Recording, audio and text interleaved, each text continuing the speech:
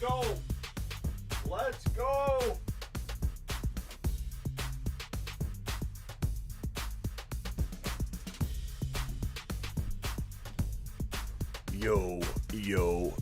Yo. Welcome to the show. The Fantasy Football Show Live begins now. And we've got a lot on the docket today. We're going to be talking about Deshaun Watson, of course. God, when do we not talk about this guy? We're going to be talking about a couple other little news and notes and nuggets, you know, things like Mahomes and Russell Wilson and Zach Wilson and a couple other pieces of news out there. We should have a couple guests. We'll see what happens on that stuff. Hit the thumbs up on the way in. Come on, people. Wipe your feet at the door. It's ridiculous. And, we'll get into it all. I have an attorney buddy that I'll be checking my phone to see if he's going to call in and let me know, if he can. Let's see here. Let me see. Okay, yeah. So I'm going to call him at some point on the live, and we'll talk to him and see what he thinks about Deshaun Watson in the case. I might just ask him some plain legal questions about a case. What happens if things fall apart? I'll break down some of the other stuff before he comes on because things are getting real for Deshaun Watson. My mic has a mind of its own. I love this mic arm, but it climbs, it moves, and I gotta lock it. You sound thrilled to talk about Zach Wilson. I love Zach Wilson. Just there's not a lot of big news floating around from yesterday to today. So the news is where's my damn trackpad? The news is kind of Zach Wilson's shoulder will be fine. Let me kill the music. So the Wilson news isn't crazy. It's just the Jets have received a few phone calls. A very, very little interest for that number 2 pick. That has nothing to do with Zach Wilson. It's just the Zach Wilson news is not popping off, bro. But I will say that I am excited about Zach Wilson. I will say that Zach Wilson is on his way to becoming a freaking superstar, as is many other people in this draft class. This draft class is absolutely fire and elite. This draft class is going to be absolutely insane. This draft class is loaded with talent that is through the roof. And I'm excited about this draft class, bro. Let me just tell you. This draft class is going to feed us some fantasy football monsters. I already covered the Wilson news. I'll take it off the screen. He did have a shoulder surgery, and everything appears to be good to go for Zach Wilson's shoulder. Don't you mind Zach Wilson's shoulder. He'll be fine. And in fact, as you can see down 1, 2, 3 topics down on the left for the topics for today, top 10 QBs, and we'll break that down from a couple different perspectives. Maybe we'll look at that from a dynasty perspective and a redraft perspective. And that way we can see exactly where I like Zach Wilson, baby. T-Law or Wilson. The Law Dog is what I want to coin Trevor Lawrence. I want to hear that on other platforms. We are going to spread the Law Dog as far as we can. But the Law Dog, Trevor Lawrence, the Law Master, the Law Machine, the Lawinator, the Law Dog, the Flow Master, the Flow Law Dog Machine Broski. Dude, that guy, I if I'm in a dynasty startup, I love owning Trevor Lawrence. I just feel like, man, if I'm in a league I know it's not going to go anywhere, it's going to be one of those leagues that lasts forever. I'm excited. I'm excited about owning Trevor Lawrence. Why is nothing working for me today? At least we've got Wi-Fi. At least we aren't cutting in and out yet. But I got to plug this in and reset it. I think Trevor Lawrence will probably be top 5 for a decade and a half minimum. I don't know how I feel about him in 2020. Do I think Trevor Lawrence, the Law Dog, is going to be, in the top 6, 7, 8 overall for quarterbacks I don't know, in year one. Herbert certainly was. Joe Burrow was certainly capable of it. So is it out of the question that Trevor Lawrence would flirt with top 5 to 7 quarterback numbers as a rookie? No, it's not out of the question at all. And I think Zach Wilson probably has more bumps in the road. I think Zach Wilson looks a little bit more like Burrow did, where we're like, holy crap, this guy really is the real deal. But he's got bumps in the road. The team has a lot of holes. There's a lot of holes in the ship. And, it's like he's keeping it afloat, but the ship itself wants to sink because they're still trying to build things up. I really think the Jets could turn it around quick. I like Salah, bringing Salah over, coach from the Niners. They brought over LaFleur as well. This offense is going to be pretty well managed, and the defense will be solid in time. And I think, they're going to do the right thing by taking Wilson. But what do they do with that second first-round pick that they have? Because they have 2 first-round picks. Do they take a Travis Etienne? Do they take a Najee Harris? Do they take... I don't think Waddle will fall. He'll probably go in the top 12. But, you never know what can happen. Like, do they take an offensive weapon to help give Zach Wilson, what he needs on offense? So, we'll see. Wipe your feet at the door. Preston, I don't know. Let's see. Dynasty get Fields because when Shanahan drafts him, he's going to be fire. I think it's gonna be Lance, bro. I think the Niners take Lance. I think Lance fits the Niners better.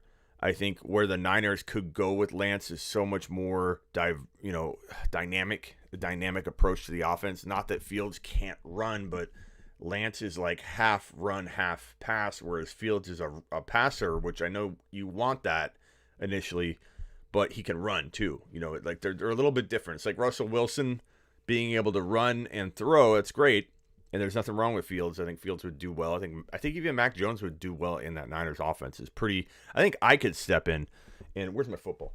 I think I could step into that Niners offense and command it and be like, I'm handing it off to Mostert. Handing it off to Mostert. Blue 32. Mostert. Hand it off to Mostert. Touchdown. Kittle, run across the middle, and I'm going to throw it like this to you and score touchdown.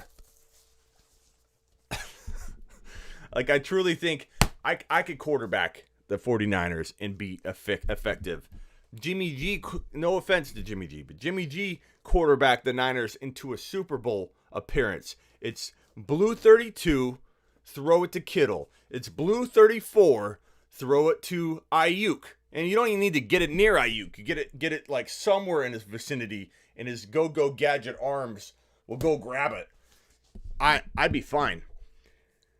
But I think Lance gives you that run up the middle dynamic where this guy, he scored freaking 14 TDs on the ground and 1,100 yards on the ground while throwing for 28 TDs still. It wasn't like, oh, he had 10 TDs. He's not a passer. I think everything Fields can do, Lance can do as well, if not better. And I know that's going to be like, what? To a lot of you Fields truthers. I don't hate Fields. But I feel like everyone's acting like he's more ready to go. Everybody's acting like Lance is a project, but Fields isn't. Fields got sacked, I think, 11 times in the last 3 games. 10 or 11 times. Holds the ball a lot. You could say, oh, well, Lance picks up and runs a lot. Well, guess what? The boy has 0 INTs. The guy had 28 touchdowns passing, 0 INTs, and 14 TDs on the run. Yes, bad conference, Smitty. Bad competition. How can you compare the two? Sometimes it's not the player's fault who he plays against. Like, what are you going to do? How much are you going to hold against Lance because of his competition level? You got to look at the whole picture, and I think when you look at Lance's pro day, you look at Fields' pro day, you look at the body of work. I think they go Lance, but smart money is on Fields, says Leo. Or Leon. Sorry, Moody. I think people feel bad because the media bashes Fields. The media bashes Fields, but he's getting a lot of hype in the Niner community. Like, I keep hearing that. Everybody's so negative on Fields. Like, I see a lot of positive stuff for Fields, too. Like, that's what happens. People don't remember. The number 1, number 2, number 3 overall pick, those guys, they take a lot of heat, and there's good and bad, and a lot of people are pumping them up.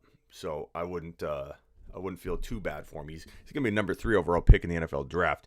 I don't feel too bad for Fieldsy boy. So I might have an attorney on in a little bit. Deshaun Watson. Nike suspends the endorsement deal with Deshaun Watson. This has come a long way already, and this is a bad sign. His endorsements are going away.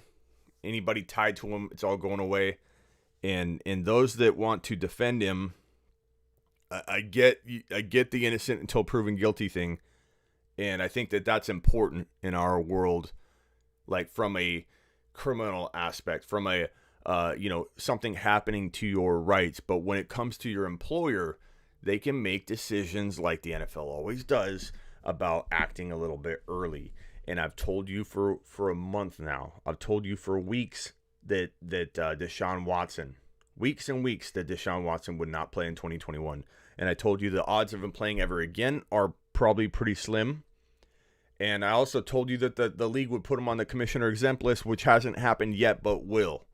I don't know how fast. They may be waiting on the Houston Police Department to either not proceed with the criminal investigation. They opened up an investigation, which was a bad sign, which is what endorsement deal situations were waiting for, to see if an investigation would be opened by the police. Because if you remember back, people were like, if this were really real, if all 22 cases were real, then you would have had the police involved. And what did I tell you from day one? That is not necessarily how it works. If someone goes after someone civilly, the police will look at it, and then the police will take it to that next level once they hear about it and look into it a little bit. So as soon as this went to a civil level, the police did start going, okay, well, let's go gather some facts, send our best people out there, find out if Deshaun Watson, if there is something to this, and then if we feel there's enough evidence, we will, step 1, open up an investigation. Step 2, if we feel like the investigation that we just opened, enough evidence is there to take it to the next step and go to I believe it would be a closed door grand jury, that would be the next big step, then that's when it's like, c'est la vie. NFL, not only, they could commissioner exempt list him even at that point and not make a decision until it's all over, but that's as good as being done for the entire year and some. We saw Josh Gordon get thrown on the commissioner exempt list and essentially not, be looked at, talked to, informed, updated, and it's like a place to go and just sit. So Watson, heading toward the commissioner exempt list, in my opinion.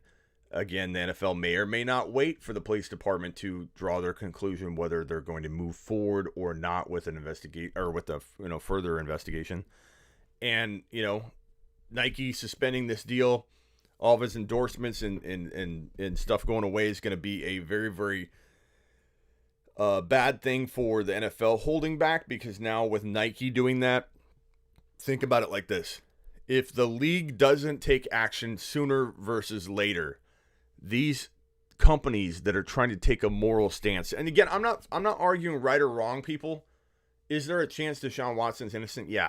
And that's why there's a process in our court system and in our world. As a person, the dude can't be prosecuted until he's proven innocent or guilty. Like, you're innocent until proven guilty. But again, everyone keeps trying to take that and bring that into the NFL. NFL does not work that way. Whether we like it or not, they do what they want, and they can act early on stuff and say, you shouldn't have put yourself in this situation. You were on the commissioner exempt list. Everyone needs to accept that. that the league can do that at any moment. It has nothing to do with the outside aspects that you're thinking about, saying, oh, well, you're innocent until proven guilty. It is true. They won't put the man in jail or give him a monster fine depending on what they find out that he did and what's worthy of what. They won't do any of that until he's proven innocent or guilty, or they won't do that until he's proven guilty. If he's proven innocent, then obviously everything goes back to normal. And then we talk about the ramifications of the NFL acting prematurely to a guy that was deemed innocent. They still could say, look, you may be innocent, but you shouldn't have put yourself in that situation. And a lot of you might say, well, Smitty, I'm new to this. Explain to me what situation he put himself in. Deshaun Watson reportedly, okay, this is stuff that I'm hearing and reading, went to over 50 different amateur masseuses and amateur services, skincare, fitness, masseuse. Over 50 according to these reports. According to the reports, over 50 amateur people. And this is a pro athlete, $1 million multi-million-dollar pro athlete that has access to team services, okay? He went on Instagram, on Snapchat, and tried to find a bunch of different amateur masseuses, fitness people, skincare people that work on different parts of your body. Therapists of all kinds. It's all like care, body care. And he goes to these people and DMs them. He says, hey, let me set, he apparently he did a lot of the DMing, which he's deleted a lot of the messages according to the reports. Like he's, unsent them. And that's weird. Right there, right then and there. Like you can disagree with the claims. You can say that all 22 that should, according to reports, climb to 50 or 30. At least 30 is what they're saying it could climb to. But you're telling me that all 22 current cases are completely fabricated or they're lying completely? No, it's not going to play out that way, and you know it. There's going to be some truth to some of this, whether it's a smaller truth that's not as bad or it's all true and it's all bad. No matter what, if you're going to be delusional walking into the rest of this, if your expectation is that he's going to come out as innocent in some way, shape, or form in the league's eyes, will he be innocent in a legal sense? He could. This could be exaggerated on a lot of levels by a lot of people, or it might not be. But all it's going to take is one of these situations to be true. And there are 22 detailed reports of this man getting this service from a person he reached out to, targeted an individual that was unknown, that wasn't like extremely available in the business or a professional service that the team is approved. And he'd reach out to individual people and say, come perform this massage, come perform this skincare or therapy or whatever. And the 22 claims are that he got really weird every single time in these reports. And I don't want to get into the details on a family show, but let's just say a lot of uninvited interaction took place in all of the claims. Again, I don't know how many are true. I don't know if any of them are true.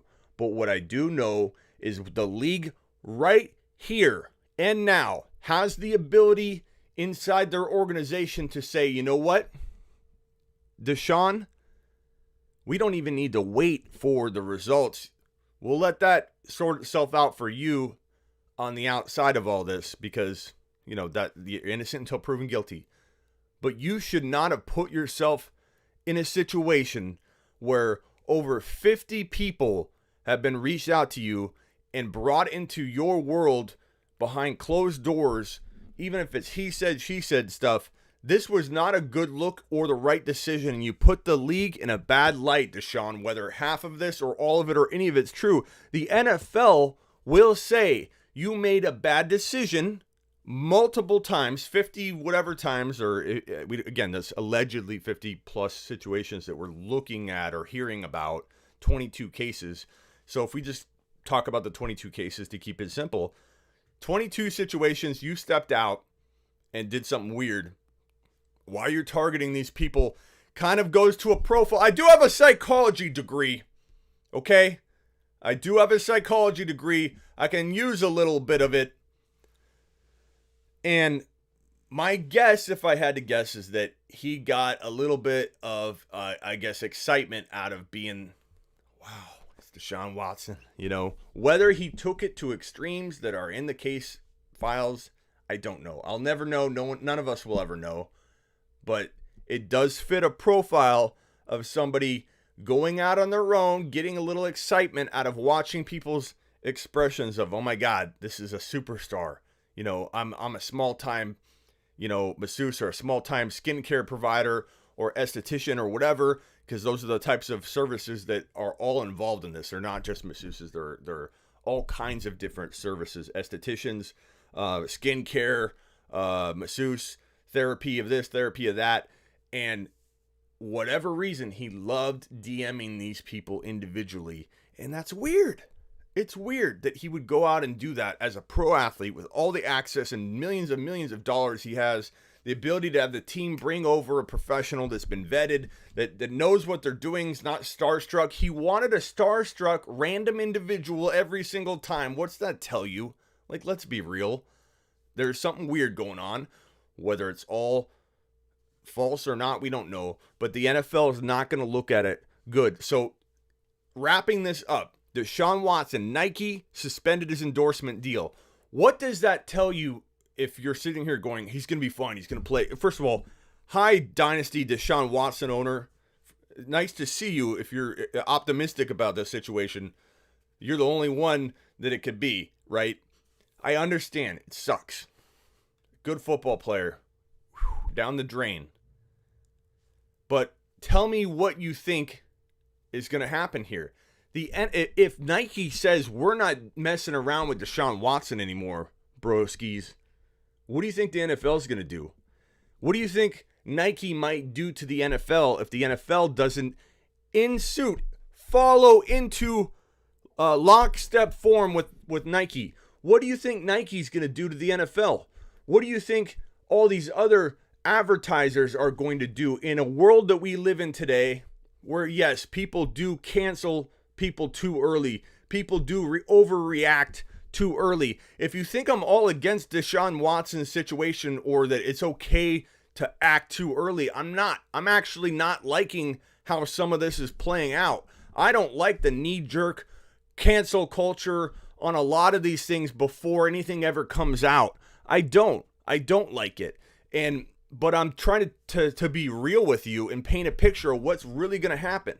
And the NFL is going to be told, or it's going to be insinuated that, hey, I'm Nike. Hello, nice to see you. We got rid of this situation. What are you going to do, NFL? All these endorsement deals, connected advertising deals are going to follow suit behind Nike, which they're starting to do. Obviously, Deshaun Watson's lost more than the Nike deal. It's all Beats by Dre ended their relationship or suspended it as well. I'm not sure what terminology we're using here. I think suspended's the word they want to use because they want to give the perception that innocent until proven guilty, but we're not messing around with the situation. He put himself in a bad situation. He did. Honestly, he did. 22 to 50 times he did. I mean, sit home and play your own self in Madden. What are you doing, Deshaun, on Snapchat? I think at some point the NFL is going to address social media with these players, and they're going to have to control what they're doing and say you can't do it. New rule, and they can do that. The NFL can do whatever they want. The NFL can make all kinds of rules, but players are able to when some of them are not observed, they go a little crazy. Look at Josh Jacobs and all of his, I'm not playing. F your fantasy. All you guys can meet me at the stadium if you want. I'll meet you there. I'll give you the address. You want to go? You can't do this stuff. Like, I'm surprised the league did not do anything with that Josh Jacobs situation. Clearly the Raiders did. They said, hey, Drake, come on over. We don't know if we trust this guy. That's a whole nother topic. But summing this all up, you can almost bet that Deshaun Watson is going to get a call from the NFL, or his agent will, or they'll just hear it in the news, that the dude is going to be put on the commissioner exempt list. Again, the only thing they could maybe do is wait until the police come to a conclusion whether there's enough evidence to go through a case or not. And I don't know if there is or not. Again, that's a whole nother topic. But Deshaun Watson, I don't think, is playing 2021. The only way that's possible is if the police say, nope, not enough evidence to move forward. That is momentum in Deshaun Watson's favor. The cases start falling apart. But even if he settled to get it all behind him, even if he publicly said, look, I'm innocent, but I'm settling to get this behind me and moving on, the NFL is going to act to that. The NFL is going to act that as an admission of guilt of some sort. Deshaun Watson's not playing a full season no matter what, in my opinion. But it could only go in the direction of like half of a year, 10 games, 12. Like, that's still very hard to imagine. But in the best case scenario, that's if everything started falling apart. But again, and I'm going to ask my boy that's a law expert when he comes on about what happens if 21 of the 22 cases fall through, but one of them is real. Let's say 21 people made this up or something, which is not fair too, because there are potential victims here. This is a bad situation all around. Like, if Deshaun Watson's lying, then that's bad, because now we have victims, and that's the worst part of all of it. If all of the victims are lying, which I'm not saying they are, that's bad, because now Deshaun Watson's life's affected. It's a horrible situation, and that's probably where the NFL is going to say to Deshaun, you put yourself in this position over 50 times, or at least 22 times. What were you thinking? Like, now we're forced to preemptively make moves when we don't even have all the facts as we see them. We don't feel comfortable with the facts right now. We don't know what to believe. I mean, this is crazy. Let me see if I can get my boy on the phone. Can you please call me? Yeah, let's call him up.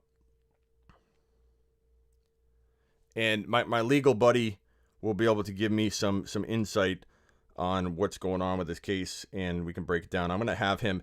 He's been on before. You guys know him as Tony, and I think this will be a fantastic call from just the legal perspective, from the perspective of a case level. Like, what happens if this happens? What happens if this happens? That's what Tony's going to bring to the table. So let's call him up.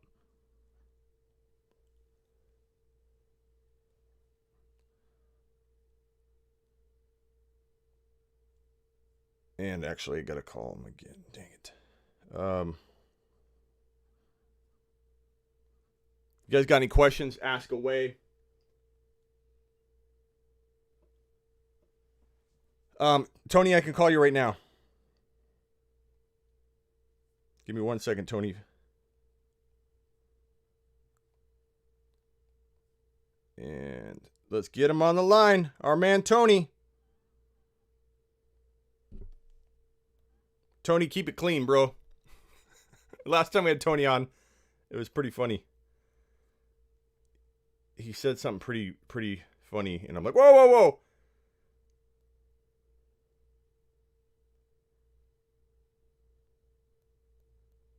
Tony?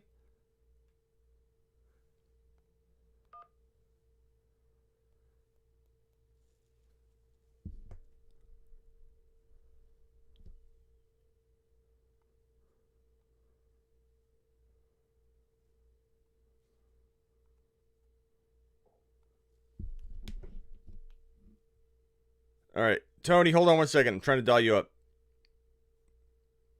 It's not going through. But I want to ask Tony, what happens if, one situation falls through? What happens if, what's going to happen with the police department in terms of like how they determine whether to go forward? And he may or may not know that. I can just ask you, Tony, general questions too, because there's a lot that none of us, we don't know a lot of what's going on with this situation. So I don't expect you to have all the details on the exact cases. But Tony, I'm calling you now. Calling the law firm of Okay, whoa. Appreciate your.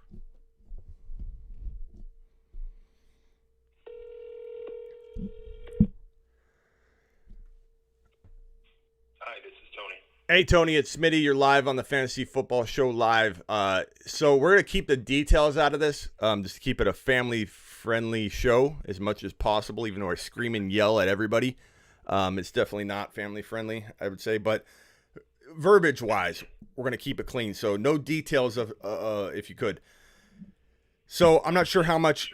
This is Tony Turley. He's an attorney. And so he's going to give us his opinion. This is not legal advice. This is not a legal breakdown of any kind.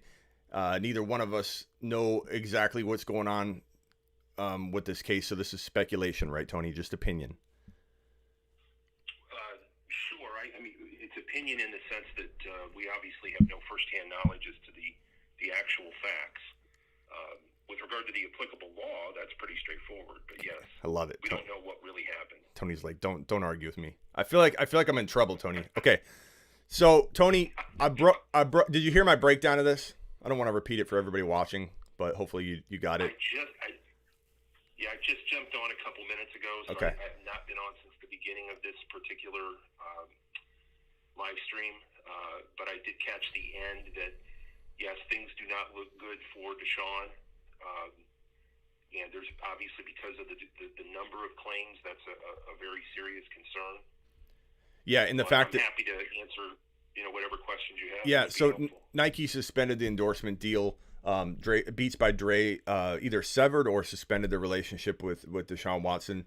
22 cases. Yeah. A lot of these, if not all of them, were him going off on his own through a DM on Snapchat or on Instagram, finding these amateur masseuses, estheticians, body therapy. They weren't all masseuses, but then he would, in these reports and all the 22 claims, do very inappropriate things and kind of uninvited things repeatedly.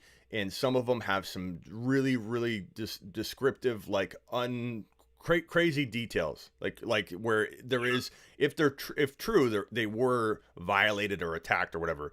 So it's not just a like indecent type of thing, which I think a lot of people assume that's probably what it is, or they assume that people are lying and it's more of like an indecent exposing situation versus an attack or uninvited, unsolicited situation. But these claims are pretty well detailed. So my question for you, Tony, from a legal perspective, because Tony is an attorney, if Deshaun Watson, let's say 21 of the 22 cases end up being false, chasing money, whatever the case may be, which is so unlikely because all these people are unrelated, even though it is being lumped into one case, right? If 21 of the 22 are false, but one of them is true, nothing happens to the integrity of the case, right? Well, let's define a few terms, all right? First of all, when you say the case, there are, in fact, 22 separate cases. Okay. Secondly, we have to distinguish between civil cases and criminal cases. They are totally different worlds. As things stand at the moment, every case that has been filed is a purely civil case. There have been no criminal indictments issued yet, as I understand it. So let's just start with, because it's the current stance, the civil cases. The determination as to what did or did not happen is going to be subject to at least two different factual reviews. One would be summary judgment, which would be presented to the judge, and the second level would be an actual trial where the jurors would decide whether they believed the plaintiffs or they believed Mr. Watson.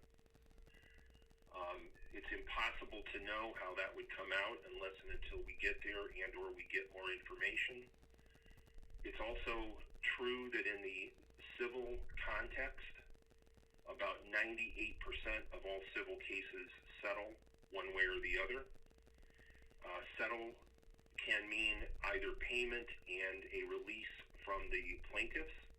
In other words, Mr. Watson would write a check to each of the claimants, and then each one of the claimants would sign a release to him saying that they waive any other claims. Or it can also result in the plaintiffs simply going away, choosing to not go forward with their claims for whatever reason. And of course can also be decided by summary judgment where the judge determines that the plaintiff simply has not produced enough evidence to even bother submitting it to a jury. So one question. There's a panoply of outcomes that you can get in a civil context. So one question, I'm going to keep kind of interrupting you to clarify a few things, so I apologize. In the case of these settlements, does it, because it's being brought by one attorney and like it almost feels like in a way they're tied together, but yes, they're individual. If one of them settle and one of them not, like how does that work, or is it all together? No, they're entirely separate claims. It's remotely possible that the plaintiff's attorney could try to turn this into a class action because of the similarity of facts, but given the nature of the damages, that's extremely unlikely, and that means that each case would either go forward or resolve on its own. Now, does that prevent the attorney for the plaintiffs from saying to Mr. Watson's attorney, hey, look, we're willing to settle all of these at once? No, that can be done, but technically each case is unto itself in the civil context. Now, if it is a class action situation, what does that mean for? Because there's some thinking that there were over 50 situations, and this is speculation and hearsay and rumor. I don't know what's factual, but there were over 50 situations. So let's say that he settles with all 22. What happens if that was a class action type of situation? What happens if then 10 other people come out? Then he goes through this all again, right? The class action doesn't just close the door on that potential, claims against for those 10 people, right? Well, actually, it probably would, but you're getting into a very interesting area of law that would take a more detailed explanation. In fact, that's essentially what I wrote my law review article on, was claim preclusive effect of multi-district class action settlements. Here's the way it would work. If the plaintiff's attorney wanted to turn this into a class action, he would file a motion to certify the class in which the class would be defined. That definition would almost certainly include every potential plaintiff who would be making similar claims against Mr. Watson. Now, how you would precisely identify those people, that's one of the reasons why it's unlikely to be certified as a class. Gotcha. Makes sense, Tony. But presuming that Mr. Watson and his attorney were willing to essentially say, here's the list of 117 people who might make this kind of claim, then yeah, I suppose it's possible. And at that point, those 117 people would actually receive a notice by certified mail saying that a class action has been filed, you are within the class of people who might be able to pursue a claim, and if you want to opt out of the class settlement, you must tell us that in writing by a certain date. And if you don't opt out, then you are effectively stopped from claiming to bring a case later based on the same transaction or occurrence. But your thinking here is that that because it's going to be near impossible to identify all of his situations, because it sounds like it's upward of 50 or whatever, that there would be no way to appropriately or effectively include enough people that it couldn't be classifiable. It's almost, I would say it's almost 100% that this is not going to be a class action, but I'm trying to answer your question. Yeah. So the reality is these are going to be individual claims, and that's part of the reason why trying to settle quickly can be risky. Look, from Deshaun's perspective, you would presume that he would want to make this go away, presuming that the plaintiffs are willing to make it go away. You would presume he'd want to make it go away as quickly as possible. But that presumes that Deshaun Watson agrees with the essential elements of the allegations. Which the NFL would react to. Of course they would. Now, how they would react is an open question. It would depend, on the nature of the releases, for example. One of the things that every release is going to include is a statement that the defendant specifically denies the factual averments of the complaint.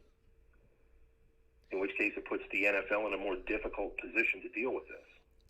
And in your opinion, if he can't, it's going to be near impossible for him to I think get through and settle or defend himself with all 22 cases that could grow to more cases between now and opening day, right? Yeah, it would be, the way I would put it as an attorney is it would be difficult to reasonably presume that you have resolved all potential cases in the context of the civil suits, which again are almost certainly going to be pursued individually. And on top of that, in other words, is Deshaun Watson really willing to say to his attorney, here's the list of every person who's going to make this allegation against me? Mm-hmm. Now, that's extremely rare. Right. And then on top of that, incredibly unlikely. And on top of that, if that is going to take too long to defend, in a way that if he's innocent, he would want to defend, for him to get on the field in week 1. And this is if the NFL doesn't do anything beforehand, which I think they would. But also, if he settles, then the NFL will take action. So the likelihood of him playing in 2021, no matter what way we look at this, is probably slim to none. Would you agree with that? I agree. Again, perhaps it would be best to back up and let me offer you my thought on a headline. The odds of Deshaun Watson playing in 2021 are probably less than 2%. Wow. The odds of Deshaun Watson ever playing again are probably 50-50. And that's higher than I would have said. Well, but here's why, and I apologize again. Perhaps I should have started with that headline. No. The civil stuff. I'm an attorney in Ohio. I represent plaintiffs in medical malpractice cases, so civil is what I do. I really don't do criminal, but I obviously went to law school. I remember how to read a criminal statute. In preparing very quickly for today, I took a look at the Texas statutes on assault and sexual assault. Just as a point of interest, there is, in my opinion, based on the allegations as I understand them, there is almost no chance that he will be indicted on any counts related to sexual assault. And the reason has to do, to put it as family-friendly as possible, there's no claim of penetration. Okay. However, he almost certainly, presuming that the facts are as they have been alleged by the claimants, he almost certainly has committed simple assault, which is, among other things, defined as intentionally or knowingly causing physical contact with another when the person knows or should reasonably believe that the other will regard the contact as offensive or provocative. So he's almost certainly committed simple assault. That simple assault is a Class A misdemeanor under Texas law, which can be punished by a fine not to exceed $4,000, confinement in jail for a term not to exceed 1 year, or both a fine and confinement. So presuming that all 22 of these young ladies are more or less telling the truth, if the local prosecutor in, I think it's Harris County, wanted to pursue Mr. Watson for each one of these alleged assaults, he could be looking at up to 22 years in prison. So here's another thing I want to break down here is, and correct me if I'm wrong, this is this is a psychology and digital audience degree expert talking, not a criminal or any kind of lawman. I'm no lawman. But I feel like I have a pretty good grasp of it, but you're schooling me already on all kinds of stuff I haven't talked about yet. So I think everybody here is probably very appreciative, Tony, of your knowledge here, and you clearly know what you're talking about.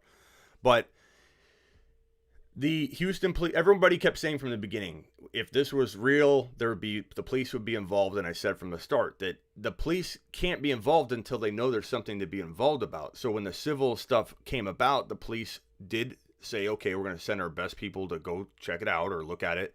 And they did come to a conclusion, like I was saying from the beginning, that they would, that they're either going to pursue a case or open a case or not.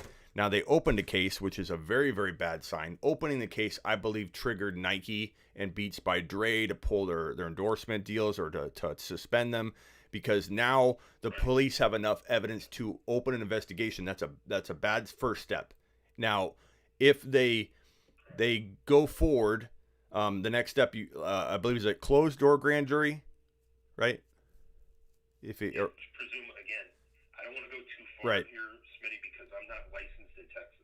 Right, okay. But I can tell you that in Ohio, that's what it would be. It would be a secret grand jury proceeding seeking an indictment. Okay, so if it gets to the next level of any kind, that's when I believe the NFL immediately, if they don't do it based on the pressure from Nike and these other endorsements saying, why aren't you following suit, Nike? Why aren't you getting in line and doing what we want us to pull our sponsorship from you? In today's culture, people are very quick to react, and right or wrong, the NFL can do what they want, and they can place him on the commissioner exempt list where they don't have to do anything or deal with it until they want to, which is what, I feel like they probably wish they could have done with like Ray Rice, instead of handing down a premature suspension and then having to go back because they botched it and up that punishment level. So do you think, in your opinion, do you think Deshaun Watson hits the commissioner exempt list so they can take him off the board, so that advertisers and everybody feels the NFL is handling this swiftly and appropriately?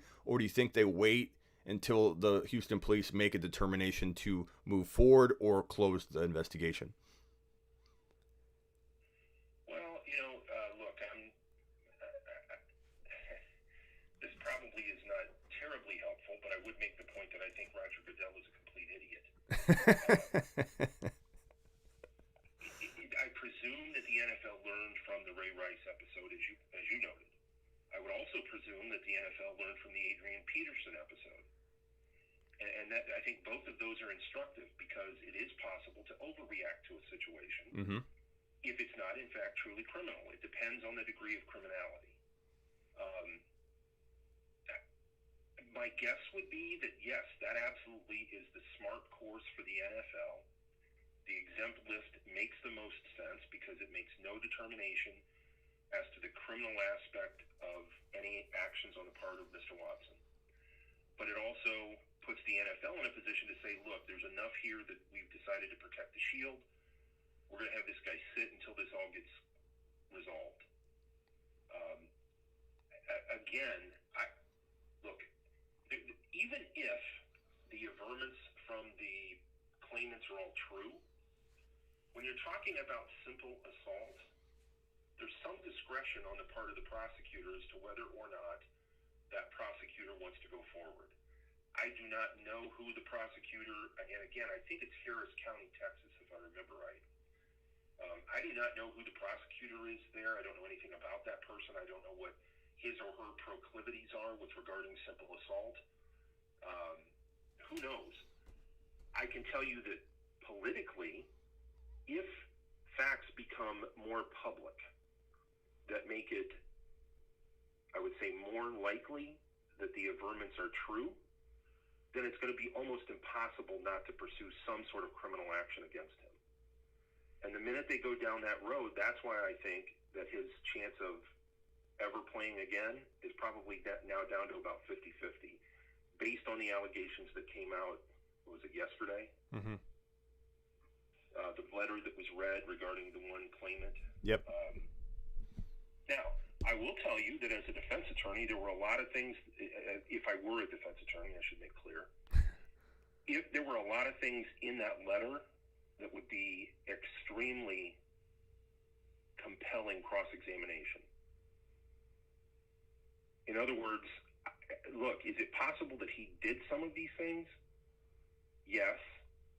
But could a good defense attorney make an argument that the claimants weren't really shocked by what happened? yeah, I think a good defense attorney could make that argument. So even if it goes, before we even go down that road, really, because we're starting to get into a lot of craziness. If Deshaun Watson, let's say, goes to a closed door private grand jury, if that is the next step in Houston or Texas, and he's presumed innocent from the charges, is that the scenario you feel like is part of that 50-50 of him playing again?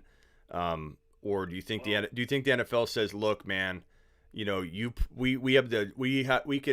we can make the determination that you put yourself in a bad situation, not once, not twice, not all the way up to 22 to 50 times, and that's not what we're about. Even innocent, could he maybe never play again? Do you think? Your guess. Okay, well, here you get into an almost philosophical question. Right. You know, can an innocent person lose in court? Yeah, it happens all the time. Yeah. The reality, and of course people don't like to talk about it or think about it, especially in the criminal context. But sure, innocent people are convicted all the time.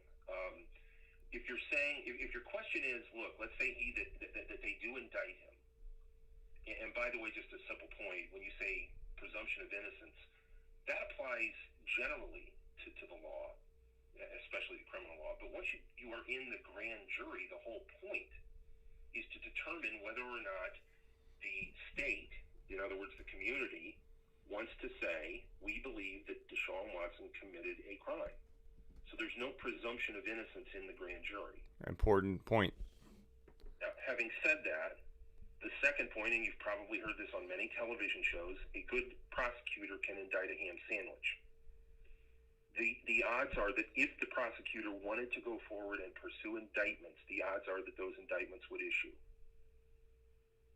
It's called a bill of indictment. It would lay out the specifics of the charges, and then the criminal proceeding would actually really begin. But is it possible that, you know, in my opinion, Deshaun Watson's counsel could effectively prove that the state did not provide sufficient evidence of each of the elements of the criminal claim? Yeah, of course. That's what I'm saying. There were things, again, let's just use the letter that was read yesterday. There were things that were said in that letter that a good defense attorney would be able to use to cross-examine that claimant and make that claimant appear less than credible. Now, I'm not going to get into the details. Yeah, please don't. You said it's a family show. Semi-family, but yeah. There are reasons to believe that a good defense attorney could try to defend these claims. And that's why I say 50-50 rather than worse than right. But I guess my question was actually, if he's deemed innocent and not guilty, I'm saying, do you believe the NFL, and this is an assumption on your part, do you believe the NFL still will potentially go, Deshaun, you won, congrats, but you put yourself in a position and we're not gonna have that in our league. Do you think there's a possibility of him? I think, look, it might be a first time that it would happen, but I think at that point you'd be looking at a fairly compelling argument for essentially collusion and perhaps a violation of due process, although technically the NFL is obviously not the state. If he were ultimately found in a court of law to be not guilty on each one of these claims, then what would the NFL's basis be? Yeah, putting himself in a massage therapy. Yeah. You had a massage session from a nice looking young lady.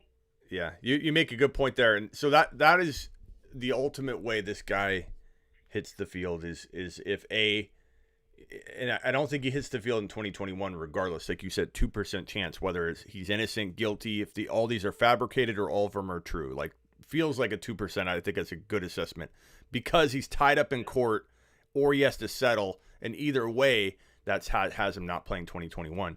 His only shot for, let's say, and I hate to cover this from a football perspective and fantasy football, but that's what I do. And dynasty perspective, if people are looking at this guy, essentially a 50-50 shot he plays again because he has to actually go and the Houston Police Department has to say we're not pursuing charges, or he has to go and actually become innocent, or prove innocence on all these claims and come out of this thing 100% innocent. So, except again, let me point out this possibility. There's another scenario. Okay. The prosecutor in Houston in that county could decide just to not go forward at all, or could present evidence in a way that would lead the grand jury to not issue the indictment, which is called a no bill. And none of these claims, it's possible that not one of these claims makes it to a criminal trial. Is that likely, in my opinion, based on what I'm hearing and the political reality of the current context? I think that's unlikely. Yeah. I think that at least one, probably most of these claims make it to a criminal trial unless Watson's attorney can be incredibly creative and find a way to resolve all of these potential cases as quickly as possible. Okay, my last question, Tony, and then I'll let you run because I know you're a busy man. I really appreciate you coming on. This is Tony Turley. He's an attorney. He always comes on and talks a lot of legal stuff with us when we have a big issue in the NFL. So, Tony, you're the man. I'm sure everybody here is really appreciative of you breaking all this down. You're filling me with a lot of knowledge. You what? Love talking to you, Smitty. Yeah. It's my pleasure. Okay, last question. And this is going to be more of a guess based on your education and knowledge of everything. So I know that you can't necessarily break this down from a legal perspective, but given Nike and Beats by Dre pulling their endorsement, how likely do you think the NFL is to act now and put them on the commissioner exempt list because they don't want to lose those endorsements or any kind of advertisement deals? How likely are they to make a decision now before they have any other word of any kind, even from the Houston Police Department, in your opinion? Purely opinion, because that's really just a public relations question. I believe that they may wait a brief time to see if there are indictments. In other words, it's possible that the prosecutor in Houston could make some sort of a public announcement saying we've investigated this, so we're not going to be pursuing any indictments.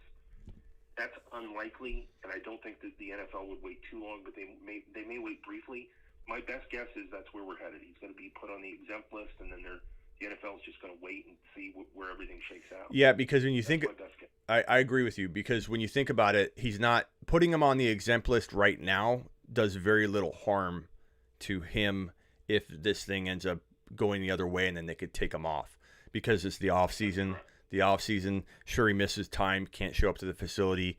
Like, there are some ramifications to it if they are wrong or too preemptive. But I think the league does, in my opinion, acts within the next week or two and puts him on the exempt list because of following suit with these, or getting in line with the advertisements like Nike. And at some point they're going to be Nike and Pepsi and all these different, whoever they have, I'm just making up names, but they're going to look to them and say, look, we did this. What are you doing? And the NFL is going to have to act. So I think within 1 to 2 weeks, something happens. Sounds like you're kind of in line with that. So, yeah. I think that's a reasonable presumption.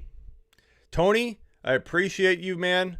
And let's have you on a more regular basis because I need some amazing, knowledgeable guests. And I'm sure once people watch this, they're going to DM me and comment and be like, that was amazing. Have Tony on more. So if you're up for it, send me a message. I'll text you after this and after the show. And I'm live from 4 p.m. to 7 p.m. Eastern. So from this time and another 2 hours every single Tuesday and Thursday. And so, if we can carve out even like a 10-minute segment or something, or whenever you're free, we'll figure it out, Tony. Yeah, I'd love to, Smitty. That'd be fun. Appreciate you, man. All right, buddy. Be well. Yep. That is Tony. The man had a lot of knowledge. I feel like a lot of what I've been saying was backed up, but he also gave me a lot of new direction as to what I was talking about and what I've been saying. So extremely grateful that he was able to feed us with a bunch of knowledge. Yeah, does Tony do fantasy football? Of course Tony does fantasy football. What does he look like? But that's about enough of the Deshaun Watson talk. But I don't think you're going to get a more detailed breakdown of the situation, predictive and the facts and opinion-based anywhere. Like, that was the best breakdown. Thank you, Tony, and fantastic. So you heard it. 2% chance, I agree with it, that Deshaun Watson plays in 2021. That's a very low percentage. And minimum or maximum of 50% chance he ever plays again. That's Tony's opinion. I feel like it's a little more than 50 that he doesn't play again, but I agree with Tony 100% on that he won't play 2021, or that the odds are like 2%, extremely unlikely. And the moment he goes on the commissioner exempt list, boom, I think that goes from 2% to 1% or 0. So the commissioner exempt list is next. Everyone's going to say it's an overreaction, but Tony says, yes, I have 20 dynasty leagues now and usually do about 100 redraft leagues per year. Tony, what does Tony look? Does Tony do fantasy football? Does Tony do fantasy football? In other news, this stuff's very, minor compared to everything else, but Giovanni Bernard released by the Bengals. That's good news for Mixon initially, but do you think they don't draft a running back? Like, everybody's freaking out saying, oh, now Mixon's the man. Now Mixon climbs back into the second round. You better not take Mixon in the second round. Have you not learned your lesson, people? 2 years in a row, completely busted on everybody that believed he was almost first round or high second round material. Take him in the third round. I kind of like that value. I love Joe Burrow. I love this offense. I think it turns around really quickly. Very strong chance they draft Jamar Chase or Kyle Pitts, or they'll take Sewell. Things will improve regardless of that direction. But Giovanni Bernard was not the best player ever. Like, Mixon will find competition, and it could be a better player than Bernard. This is not, in my opinion, when Jordan Howard, who I'm going to talk about next, or Giovanni Bernard land on your team where your starter is, that's a celebration, because they're only going to take so much away, and they're a competent backup. If the starter goes down, Bernard could do okay, but he's not taking away all of Joe Mixon's work. If Bernard's taking away an uncomfortable amount of work, well, then you need to go ahead and consider that it's the team dividing up the work, and no matter who replaces Bernard will also get the same amount of work. That's like a Doug Peterson situation where there's so much work's going to go to the backup no matter who it is. So don't think for a second this is like great news for Mixon. They'll replace him. But can we just acknowledge the mustache here? Like, that is one amazing 80s mustache right there. Like, that is some legit stuff. Put some respect on the mustache. I think Giovanni Bernard finds a team, and people are going to freak out wherever he lands. Like, let's say he goes to Chicago. I could see that happening. I could totally see that happening. Or he goes to... he'd be good in, like, Carolina to back up McCaffrey. Something like that. Jordan Howard, I just mentioned. Jordan Howard re-signs with the Eagles, and everyone's like, oh, man, there goes Miles Sanders. Look, this is the best case scenario for Miles Sanders owners because Jordan Howard doesn't have much left in the tank. You hope that the backup to your starter is named Jordan Howard. I mean, you kidding me? You'd rather them go accidentally fall into a Chuba Hubbard or a Carter or a Robinson, or like you really, or I'm sorry, Jefferson. You really want Jordan Howard. You really fear Jordan Howard's going to take away from Miles Sanders. Like, give me a break. That's great news. Stop with the madness. Matt Stafford, Rams general manager, said that he envisions Stafford quarterbacking for the team for another 5 to 8 years. I think 4 to 5 years could be possible. I don't know that everybody's on the Tom Brady track. I don't know if everybody takes that TB12 creatine formula or whatever the hell he sells. Maybe they do. Maybe I need to start taking that formula. Okay. Patrick Mahomes, seen without the walking boot. Thank God. Like when he showed that he was still in the walking boot on Easter or whatever that photo was on Instagram, and I was like, what is going on? So Patty Mahomes out of the boot. Good news. He had surgery in the offseason. He's fine. Turf toe. Not a big deal. Mahomes will be fine. Russell Wilson, re-signed Seahawks DE. Carlos Dunlap said he received assurances from Russell Wilson that the quarterback would remain with the team in 2021. I think we addressed this on the last one, the last show.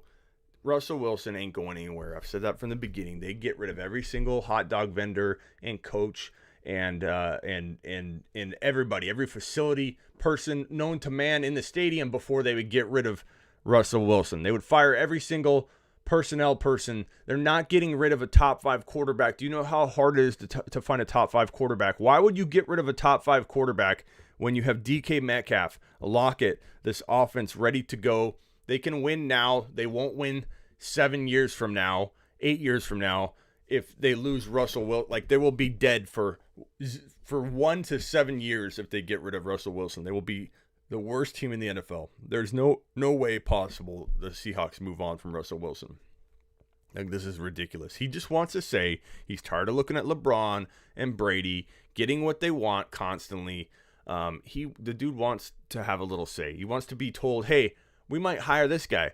What do you think? Do you want to work with this OC? Or, hey, do you want your own locker? Russell Wilson, we can hook you up with your very own locker. Like, he just wants to say. He wants to have, a corn dog machine in the weight room. Like, the dude just has a few requests and he just wants to be heard. So that's what he's doing. Little upset. He knows he won't find better wide receivers in the league. So that is the news for the day. I have a few other guests scheduled. We'll see who can make it. And we'll go over some more news and notes around. So the next topic, I guess, would be the quarterback situation. And the quarterback situation is as follows in the NFL draft. We've got Trevor Lawrence. Let me see here. Rookie QBs. Let's talk rookie QBs. Current topic. Trevor Lawrence most certainly is going to go to the Jaguars at number 1. We all know that to be true. You'd be crazy not to draft this guy. Now, teams are crazy. Teams make mistakes all the time. That's why it's not 100% lock, I guess.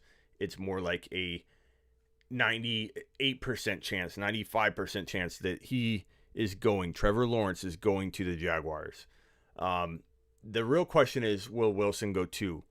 More than likely, he is, I would say 95%, 90% likely to go to the Jets at number 2. The Jets are capable of trading out of that 2 pick. There are weird rumors that surface once in a while, like the team has got, received few calls about the number 2 overall pick. Almost like they're poking around at seeing what people might do on a trade down. Clearly they need a QB, but maybe they like Fields and maybe they want him at like 4. Like, they could trade down. The Niners should trade up to that 2 pick. I think they probably already tried and couldn't, but maybe now that they have acquired the 3 pick, Salah, former coach for Shanahan and Kyle Shanahan and Lynch and Shanahan might be in talks with Salah, their former coach, saying, hey, let's come to the barbecue and let's talk this out. Let's see if we can swap that 2 and 3 pick.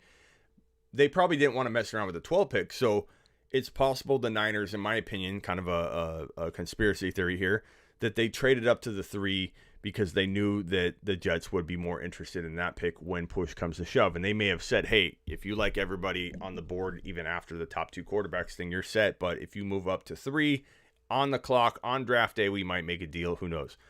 So do I think that the only reason I think Wilson couldn't go, might not go to, and it's a very small, like 5% chance, is if there's some kind of weird deal swap between the Niners and Jets, or the Jets fall down to like another pick and take Mac Jones or something like that, and they want to get more depth or do something, but they do have 2 first-round picks, so I don't know why that would make sense.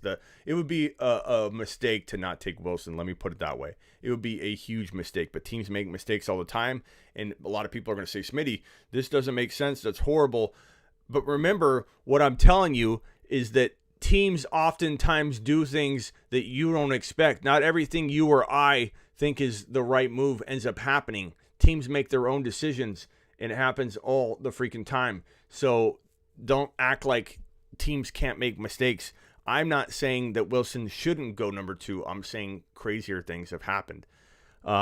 So after Lawrence and Wilson go 1 and 2, now you've seen all over that it's, oh my God, it's Mac Jones, it's Fields, it's Lance. We don't know. Nothing's really changed between Tuesday and today. other than there's a whole lot of Mac Jones rumors that keep brewing. What's up, media? There's a whole lot of money, a whole lot of everything going on right now in the rumor mill, and nobody knows. And everyone's upset about the Niners trading up to number 3 to take Mac Jones, if that is true, saying that why would we move up to take Mac Jones when we could have got him at 12? You couldn't have got him at 12. He climbed all the way to top 5 or 6 consideration with his pro day. Whether his pro day warranted or not, it didn't necessarily warrant that kind of move up, but his pro day, for whatever reason, supply and demand, speaking with the guy, I don't know. Whatever the case may be, the media, rumors, he climbed into the top 5 or 6 consideration. There's a small chance that if a team moved up like Denver, that we could literally have 5 straight quarterbacks go in a row, which has never happened in the history of the NFL draft, I believe. So we could be looking at that in the right scenario with a trade up if Denver gets involved in that top 4 somehow. But honestly, I think that Fields is probably the favorite as of now, if I had to guess, by that Niners coaching staff, and that's a total guess. I would say they're slightly leaning Fields. I believe Lance will be the lead dog eventually. I think he kind of passes Fields and everybody in the last hour, the 11th hour, and I think Lance feels more exciting to that Niner coaching staff and the possibilities he brings with the run game. And I think that in the press conference, you mark my words, media, when he comes out, 49er media, you mark my words, when they come out with the press conference after they've drafted Lance and they talk about it, they're going to say, look, we just thought our football team, like picture me talking like Shanahan, ready? We just thought that our football team was more dynamic with the run, the added threat, and we're excited to get Lance out there. And Lance is a good football player. Lance can throw the football. Lance is not limited. He can throw the football as well as any of the other quarterbacks in this draft class. In some cases, he could throw the football better because he's got a stronger arm. He's effortless when he throws a 60-yard bomb off his back foot. He's mobile. He didn't make mistakes at the college level, even though the competition was bad. You can't judge the man too harshly because he had bad competition. Plain and simple. The man, this is Lynch again.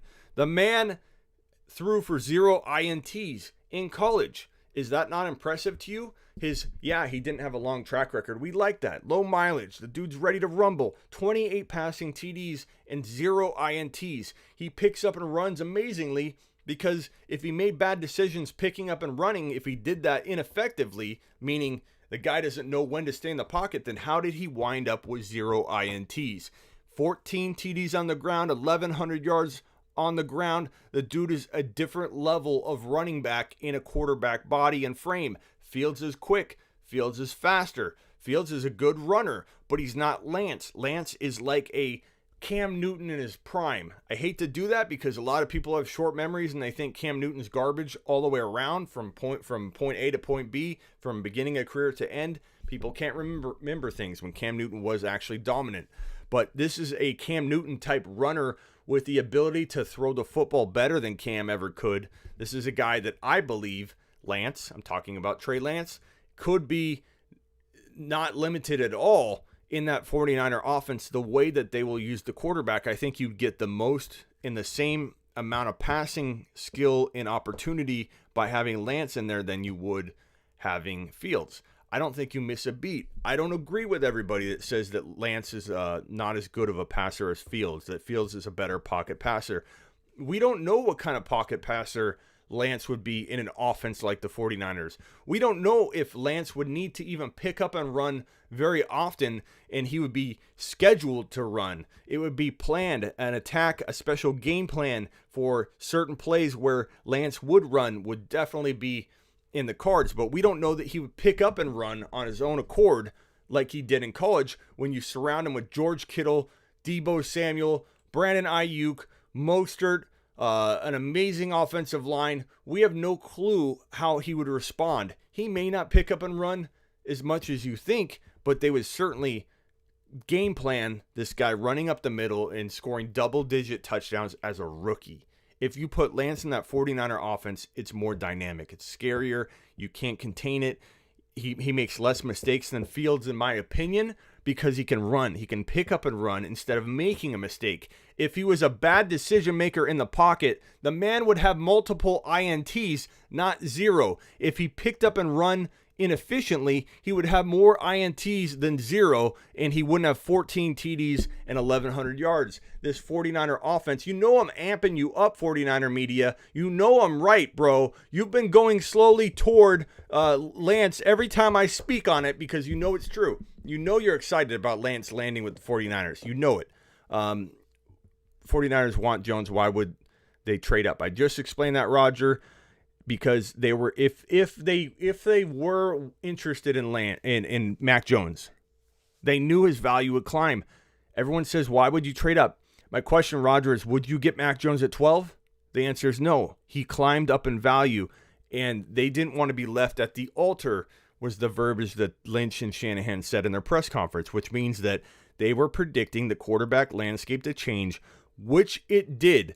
They were predicting Mac Jones to climb rankings by doubling his value, which he did. He went from 12 being kind of an early pick, 12 to 15 is where he was kind of being slotted, all the way up to top 5 consideration. He more than doubled his value from the point the Niners made the trade and now. If the Niners did want Mac Jones, they wouldn't be able to get him at 12. They would have had to have made this move to trade up to at least like 4 or 5 or 6 or 7. And you might say there, if you wanted Mac Jones, why didn't you trade up to 7 and not 3? Maybe they tried. Maybe they still didn't know if they for sure wanted Mac Jones. They wanted full control, and they were going to reach a little bit for Mac Jones if they wanted to.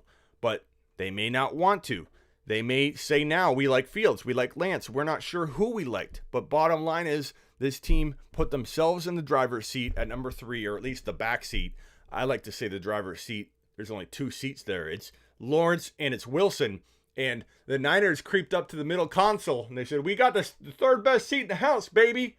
Like, it is a step below. But the great part is the Niners offense is built to win. And Trey Lance might actually fit that Niners offense, even though Trey Lance is not the same player as Wilson. He's not the same player as Lawrence.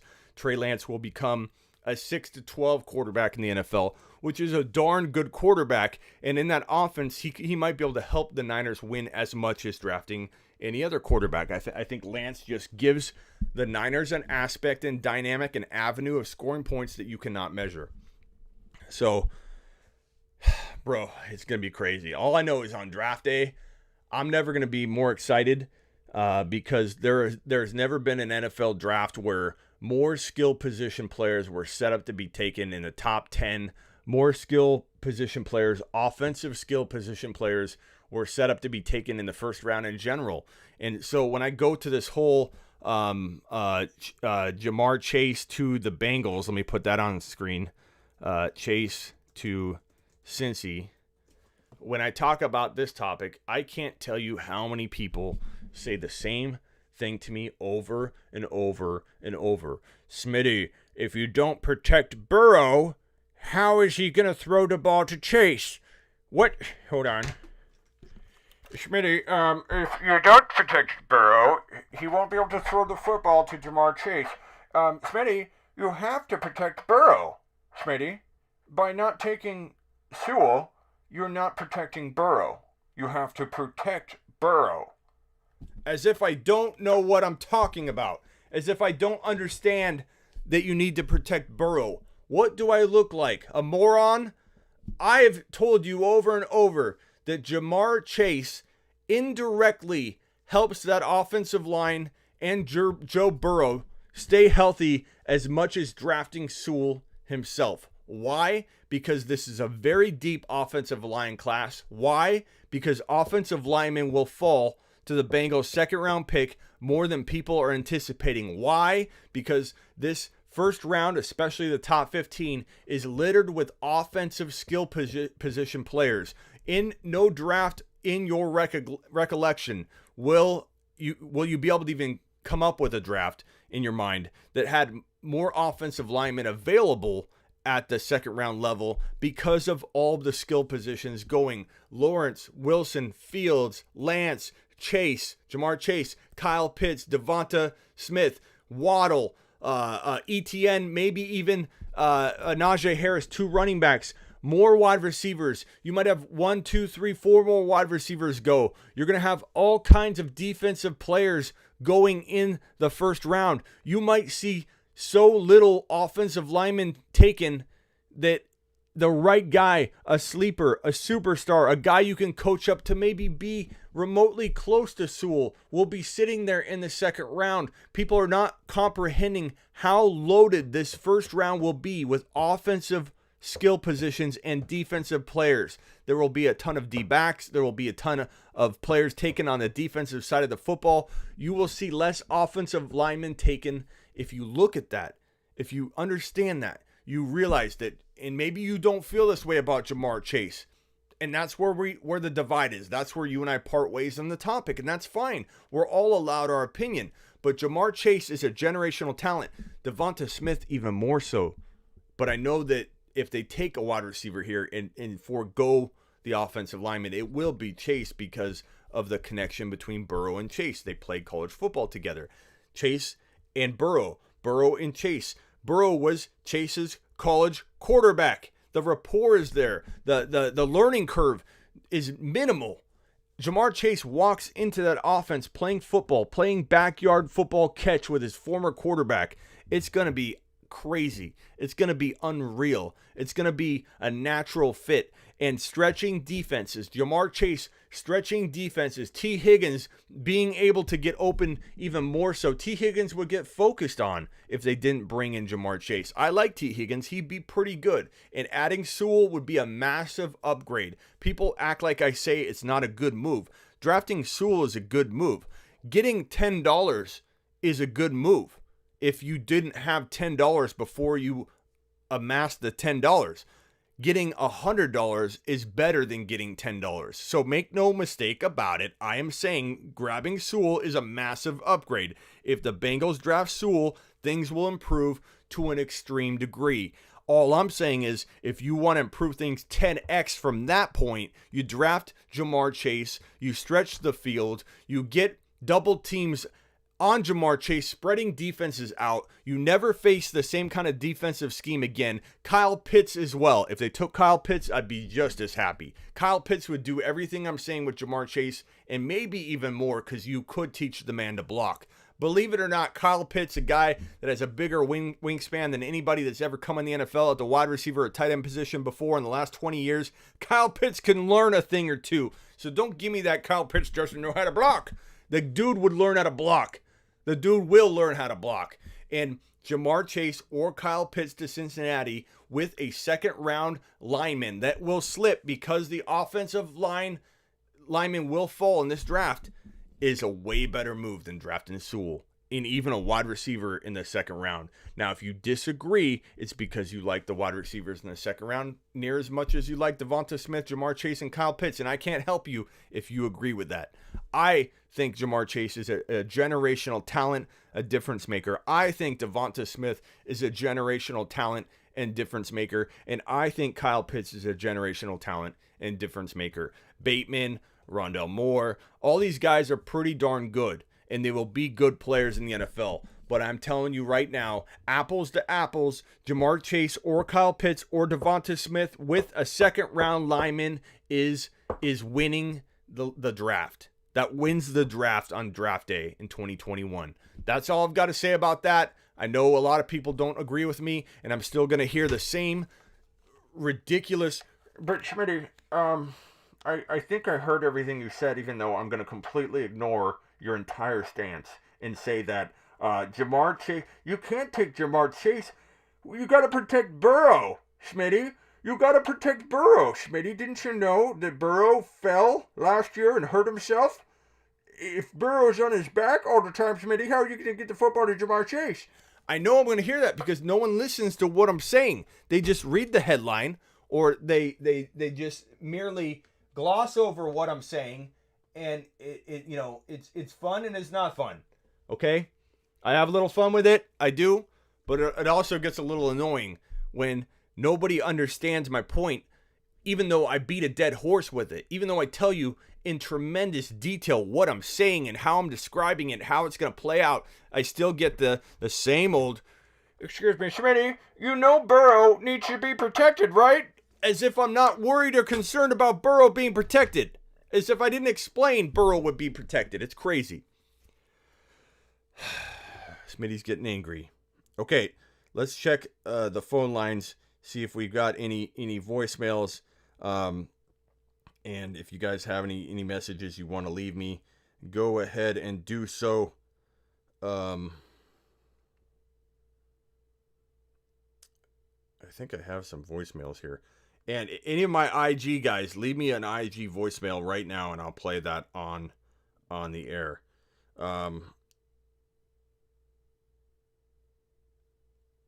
Okay, so any more news and notes around? What is going on here? Bengals aren't taking a receiver over Sewell, bro. Schmitty, you gotta protect Joe Burrow. This is Noah. Schmitty, this is Noah. They have to protect Joe Burrow. Hold on. Schmitty, the Bengals aren't taking a wide receiver over Sewell, bro. They have to protect Joe Burrow. They have to protect Joe Burrow. Have you heard of this man? He's the quarterback for the Cincinnati Bengals, Schmitty, and he has to be protected. They can't take a wide receiver. Burrow has to be protected. He's not gonna. He'll be on his back. How can he throw the football to Jamar Chase? All right, enough of that. Enough of this one-dimensional analysis on taking a wide receiver over Sewell, because I can't handle it. It would be smart for the Bengals to trade back, I think, and gain picks if they want. So Chase won't fall, bro. Chase is gonna go pretty early, so can't really trade back too much. Next up will be the quarterbacks. Let's do the quarterbacks. That was our records and standings from Tuesday that I know a lot of people got upset about. They're like, "How did you predict 11 wins for my Browns? They're a 12-win team." Or, Smitty, how on earth could you have the Baltimore Ravens 9-8? First of all, this was a combined effort between me and my intern Grant. Let me switch mics. And basically, we did a little game where, so before everybody freaks out, says, "Smitty, how could you do this to my Niners? How could you do?" Well, the Niners aren't on here because they're on the before we cleared this. But someone might say, "How can you give the Tennessee Titans an 11-6 record? How can you give the Buffalo Bills a 12-5? But you gave my Niners a 10-7 record?" Well, it's because we came out and said, "Hey, this is a game." I dropped the record, and then my counterpart, my intern Grant, was able to move it up 2 picks or up 2 wins or down 2 wins.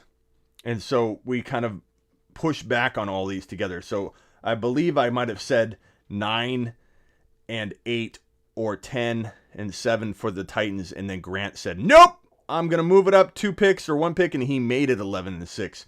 I think I made the Niners 11-6, and Grant moved it down to 10. So you can blame Grant for that. I think I put the Cleveland Browns at 9 wins, 9-8, and Grant moved it from 9-8 to 11-6. So we had full authority to move each other's picks up a good 2 spots or down a two picks. So that explains that. So you don't think that was actually my entire thing. It was not. We're going to break down quarterbacks heading into 2021. So let's get it on. Let's get it on. Quarterbacks, baby. Quarterbacks. Let's talk about the top 10 quarterbacks for 2021. Where's my mouse? Where's my mouse? Where's my trackpad? Okay, here we go. All right. So Top 10 QBs for 2021. Let me pull up my rankings and we'll go through it. We'll go through it from a dynasty and a redraft perspective. We can also talk 2 QB as well. I think that will be kind of fun. But let's break down from a redraft perspective first, and then we'll go on over to dynasty. So let's go ahead and let me make it so sure I can see the comments. If you guys have anything you want to say, I will be able to read it. Smitty, I have the 1.5 and 1.6 rookie pick in a super flex. Should I take Smith, Pitts? You're good at running back. Bro, when we talk about that deep, 1.5, 1.6, 1.7, 1.10, especially second round, I don't know until we have landing spots. I appreciate you asking, and so badly do I want to answer you. And I'll still answer you in general, but until we know where the landing spots are, it is really hard to tell you who to pick. Like, I could say ETN if he fell, but what if ETN falls to a bad spot? Or if he falls to a great spot, ETN won't be there at 1.5. So that late is really hard for me to tell you. All I can say is that Pitts could be a difference maker and a second round pick in redraft leagues by 1 calendar year. Jamar Chase and especially Devonta Smith could as well.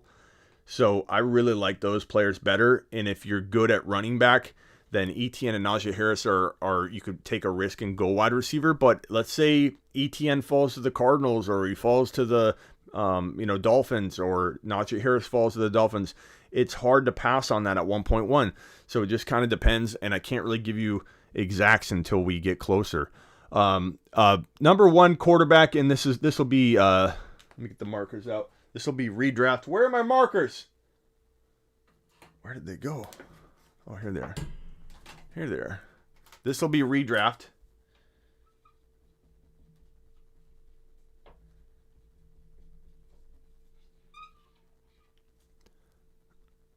Redraft. And maybe I'll turn the light on here. Make it a little clearer. Redraft. And number 1 is going to be Mahomes. It's pretty hard to envision anybody being number 1 other than Mahomes, even in Dynasty. So we're going to put Dynasty right here.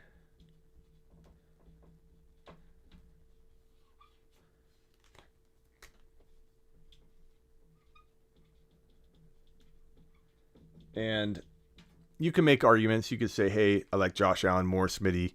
Or, hey, Joe Burrow is my boy. I don't object. Let me get rid of this Jamar Chase thing. We're doing top 10 QBs. I can get rid of these topics now, and we'll just roll with the current topic. Top 10 QBs. I understand anybody wanting to go a different direction. I really do. But it's hard for me to envision putting anybody but Mahomes in both of these spots. He's going to be there for a decade. He's capable with the new extra game of throwing 55 TDs. I'm not saying he will every single season, but the dude could throw for 55 TDs if everything falls right for him in a certain season. I do wonder, I'm not sure how you guys feel about this, but I do wonder what it's going to be like heading into 2021 with the extra season. And I do wonder if a lot of you guys, if you could tell me in the comments what you're thinking, and hit the thumbs up. Why can't we have the thumbs up match the freaking amount of people watching? Is there any way everybody could just say, hey, instead of kicking kicking the can, instead of the let somebody else do it. Hold on. Here's State of Mind. This will be good. I'll get State of Mind in here. What's up, State of Mind? Yo, what's going on, Smitty? How are you, man? I'm pretty good, bro. We're doing the top 10 quarterback rankings right now, and maybe you can jump in on this. This will be good. So let me move everything around real quick. I don't know if you saw my interview that I just had before you came on, but let me just tell you, bro, it has to be the number 1. I just got marker all over myself. I thought the cap was on. I was like playing with it. It has to be the number 1 content out there on the Deshaun Watson stuff, broken down from an attorney buddy of mine, Tony, and we broke it down in detail, bro. It's like you can't get more information on what could happen, what's going to happen, how it looks from a case level, that each case will be tried individually. There could be a class action, but the odds are extremely unlikely that there could be a class action because of this, and this. Like, we broke it down from like the craziest. That's why I sent you the link, because I wanted you to jump on while we're doing it. I knew you were probably working, but I just wanted you to have the opportunity. But rewatch it. It's the entire first hour. And my boy Tony drops some insane knowledge. He says 2% chance in his educated opinion that Deshaun plays 2021 at all. 2%. You said 2%? 2%. Oh, and the reason for that is that for this to all get worked out in enough time, I got my boy Dr. Raj dialing in now. Dr. Raj in the house, bro. What's up, man? How you doing? What's up, bro? Not much. I knew you were doing your show today, and Yeah. I just got out of work, so I was like, oh, let's see what's up with the guy. So we've got a couple different topics going on. Yeah. One of them is Deshaun Watson, and I was telling State of Mind right here, my boy Rob, who's on here as well. You can see him there. You're frozen, Dr. Raj, but I don't know. Maybe you'll. Am Oh, there I you are. frozen? You're kind of there. You're Yeah. choppy, but it's fine. You're good. We can hear I'm you. in my car, so it's probably not going to be the best reception. You look like you just went for like a 50-mile bike ride. Yeah, well, I got to wear all this crap, and then I wear this stuff on my head, too, because we have to wear it for our, protection stuff. Yeah. But anyways, I was just telling Rob that I had my attorney buddy on, and we broke down this Deshaun Watson stuff. So let's break that down. If we end up going on IG tonight, I've got so much more details from a really trusted attorney on what's going to happen with Deshaun Watson. But basically, he said 2% chance that he plays in 2021. A lot of that has to do with the fact that there are 22 individual cases, and the likelihood of these even remotely getting worked out between now and week one are slim to none. And then the fact that if he does settle, then that's going to be, the league taking action for him settling or agreeing that partially what they're saying is correct. There's just really, really unlikely that it'll go down. But we broke it down for a whole hour from a legal perspective, and it do drop some knowledge. So rewatch that full hour if you got time. Hey, Dr. Raj, you want to do QBs? We're going to do QB Dynasty Breakdown. Do you want to do that, or do you want to talk about the Niners? I don't mind. I just wanted to come in and check in. I might call back in like an hour when I'm actually not driving. I just wanted to make sure, see how you were doing and stuff. But yeah, I'll stop by and maybe we could talk. Okay. Yeah. If you come back in an hour, just click that link. We'll be able to talk for another 20 minutes. So we'll talk Niners when you come back. All right. We'll see you then, Dr. Raj. All right, man. See you in an hour. Okay. Back to real quick. With all that being said, what is the percentages that he plays again? So we did that too. He said 50-50. And the way that could play out is that if I'll kind of give you a summary on it. If the Houston Police Department ends up pursuing this, the next stage would be, we're pretty confident. It's different law in different states, but pretty confident that it goes to a closed door grand jury. And at that point, it's not about presuming innocence or guilty. It's that's out the window. Like, people think, oh, he's going to be tried innocent or no, it's whether crime was committed or not. So Once it goes to a closed door grand jury, it goes to that stage. Once it goes to a closed door grand jury, the league is going to be like, first of all, him and I both agree that Watson will be on the commissioner exempt list within a week or two, because the Nike deal got suspended for Watson.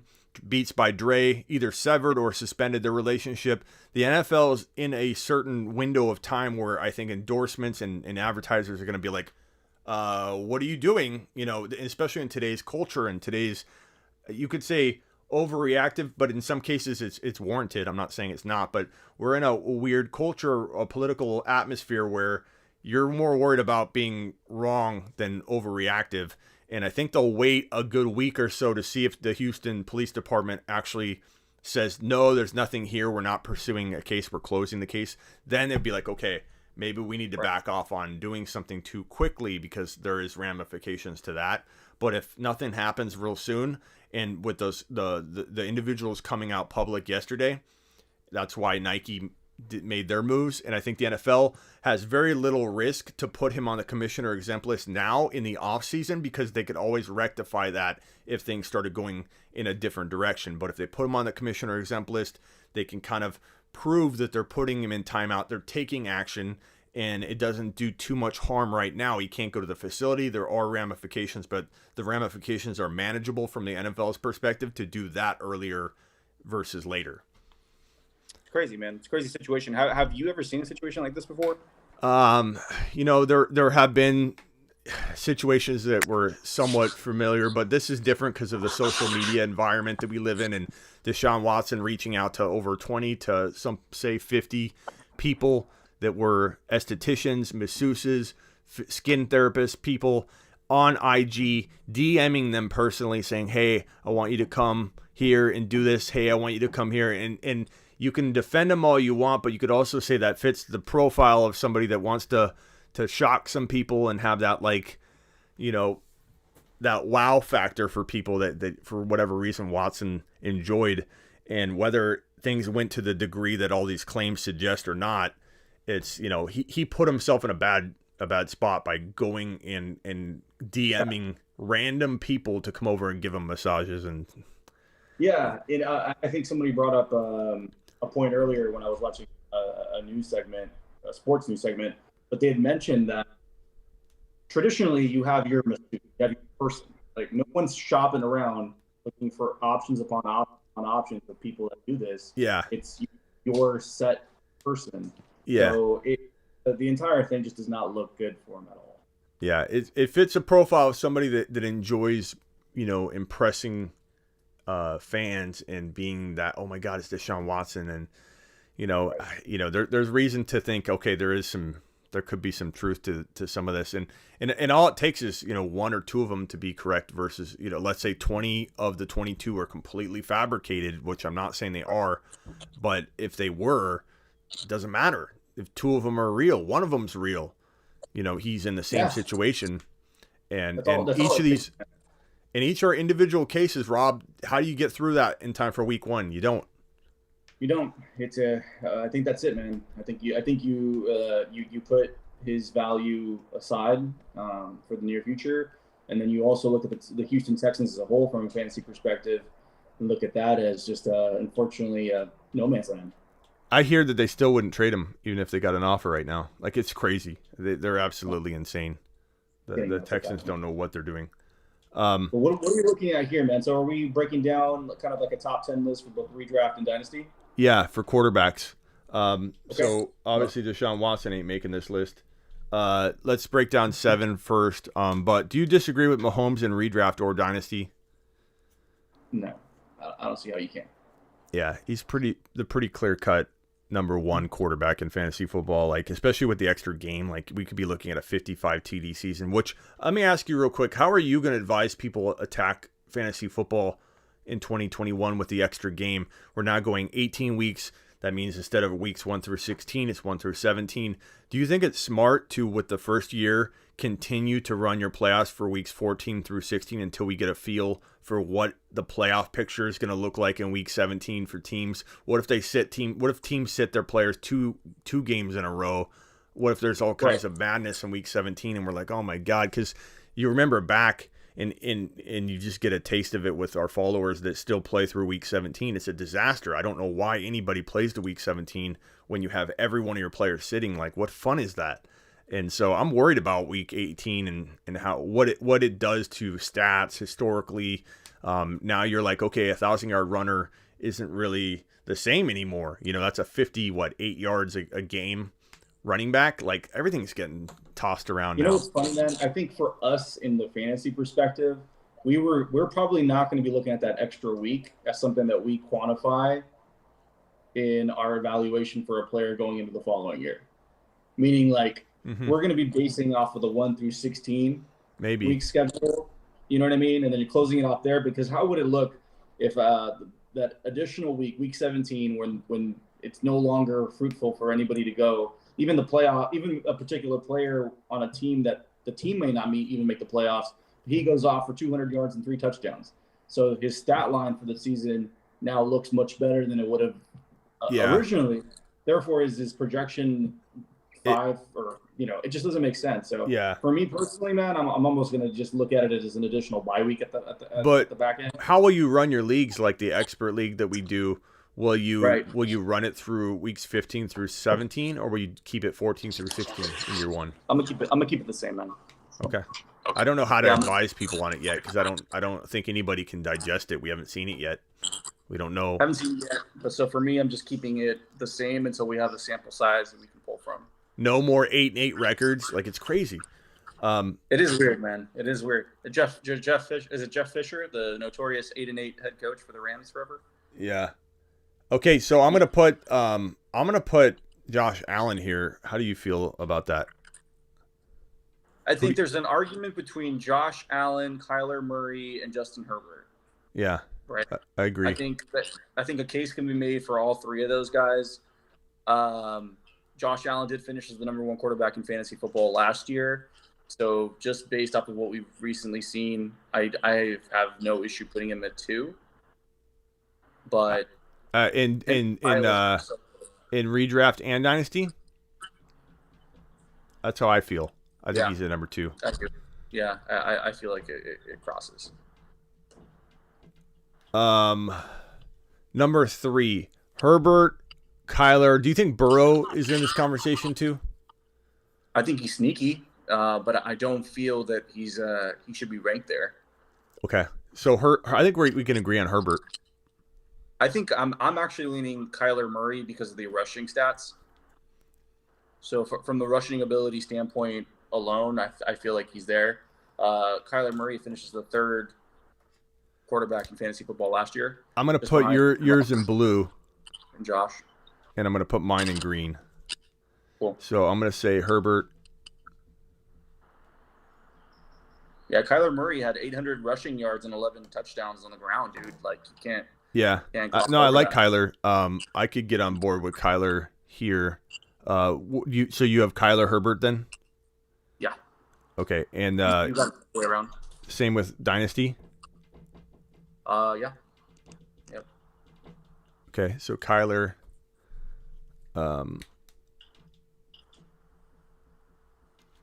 Number 4? For me, it's Lamar Jackson. We're going to differ here. This is where we start, I think, separating some of our rank, which is cool. This is why we play the game. Right. Anybody, I don't see very many people agreeing like anywhere on their top 10. Like, I don't think you could probably find another human being for the next hour if you search your entire Instagram community that would agree on your top 10. So Kyler for you. I'm sorry, not Kyler. It's going to go Lamar Jackson for me on both sides, both Dynasty and Redraft. For the simple fact that when this guy gets it together and he can get it together, he can post number 1 overall weekly numbers with ease. Once you get some weapons his way, I feel like Lamar Jackson is just completely kill it. So back-to-back seasons with over 1,000 yards rushing. We've never seen that before in NFL history. It's just his skill set is just something that is generational. So for me, it's going to be Lamar Jackson. What about you? Yeah, I'm not going to put Lamar here because I feel like Lamar's a walking injury. I'm going to get crazy here, man. I think this is going to be, I'm going to start with Dynasty, but I'm going to say Lawrence. Woohoo! Okay. That's a Dynasty. Redraft, I'm not putting him there, but I want to just throw that there. So let's start with your Dynasty. Is it still Lamar? It's still going to be Lamar. Now, I find it interesting that you're going to go Lawrence over Burrow. Yeah, I go back and forth though. You could talk to me in 10 minutes. I'd be like, dude, Burrow's the number 5. What are you talking about? Like, that's the honest truth. I love when people act like they don't waver. An expert doesn't waver, a so-called expert, like a waiver all the time. Ridiculous. So month to month, there's so many factors. I might even go A-Rod redraft. Yep. For me, that's where I was going to go. After Lamar is going to be Aaron Rodgers. Okay, so A-Rod for me, and then Lamar for you. Mm-hmm. And then A-Rod for you. Mm-hmm. And I would say We haven't talked about Russell Wilson yet either. I know, and people are so quick to like just dismiss him because of his situation, but the dude is, in redraft, he's definitely there, 6 to 7 overall. Yep. I mean, your boy Brady, man. I mean, say what you want about him, but he finished the number 8 fantasy quarterback last year. His wins are still intact, and from a redraft standpoint, I think he's still top 10. Dynasty, obviously. That's where there's a huge differences. I think. Yeah. I'm gonna go. Brady. So I'm gonna go Lamar here. Okay. And you go A-Rod there. I go A-Rod Lamar. So I'm good with that on redraft. In Dynasty, it's different for me for Lamar. And Matt saying Smitty haven't even seen Lawrence take a snap. That doesn't matter. I mean, I get that, Matt, but at what point do we say we have to wait to see something before we can make predictions? You know what I mean? Like, so when Adrian Peterson entered the league and I said he'd be a top 5 running back, do you know how many people came at me, Matt, and said he hasn't even taken a snap yet? AP, when he entered the league, believe it or not, a lot of people have foggy memories on this, but Adrian Peterson entered the league and was half doubted, half loved. He was too tall. He was too upright. He wouldn't translate at the NFL level. And so, like, was I supposed to wait until he arrived and then say, okay, yeah, he's top 5, and then it doesn't help anybody? Like, Matt, my point is to try and be ahead of the curve with it and try and tell you what I believe someone's going to become. And if I just stuck to when it happened and then told you, what good would that do you? And I'm not trashing Lamar. I put him number 6 in my redraft, but Dynasty is different. Dynasty is a whole different beast, man. You have guys like Jonathan Taylor going number 2 overall in Dynasty, whereas in redraft, he's going to go like 5, 6, 7, 8. Like, it's a very different, beast. It's different. To that point, though, Smitty, the fact that they haven't taken a snap argument, it's completely out the window now. And like, remember Ezekiel Elliott going in? People were drafting him in the round. They're like, how could you do that? You don't even know how good he's going to be. It's like, well, you can kind of look at the talent, look at the situation around him, look at the scheme, and determine a projected value. And for sake, it was the same thing. He had a crazy good rookie season. So we're seeing more and more of these rookies, as long as they land in an ideal spot where they have the ability to be huge fantasy contributors. And Matt says because Lamar is an MVP, everyone acts like Lawrence is some legend. The difference, bro, is like, I don't disagree that you could be right or wrong. Like, I get your stance against this is like, hey, Smitty, how can you do this? Like, Matt, when you say Lamar's number 2 overall, I don't come at you and say, how could you have him number 2? How could you not have Josh Allen or Herbert number 2? Matt, there's a reason we play this game. And did anybody see Josh Allen coming? I had him on my rankings, bro, 2 years ago as a top 4 QB when people laughed at that. I'm not saying I'm not wrong. I liked Clyde Edwards-Helaire in the first round last year. I'm wrong all the time. But Matt, there's nothing wrong with predicting any of this. Lamar number 1 on your dynasty rankings, I would say, Matt, go with your bad self. There's no reason to ridicule. I'm not saying you're ridiculing, but like, Matt, it's okay. Like, me not having Lamar Jackson in my top 6 for dynasty quarterbacks is not that crazy, Matt. It's not crazy at all. He did fall apart at a certain point last year. You had a lot of people, more than half the people in fantasy football, talking about how he was figured out. He was not going to be the same guy. You couldn't even start him for half of a season. So how is it that shocking that I'm doubtful a little bit of Lamar at 6 or 5? Like, Matt, come on, bro. Like, I know you own him in Dynasty in like 10 leagues based on this, but I still appreciate you, Matt. You're my boy. Don't worry. But I'm just, I'm just throwing a little truth your way. I don't have any problem with you ranking him number 2 or 1. Like, that's the point.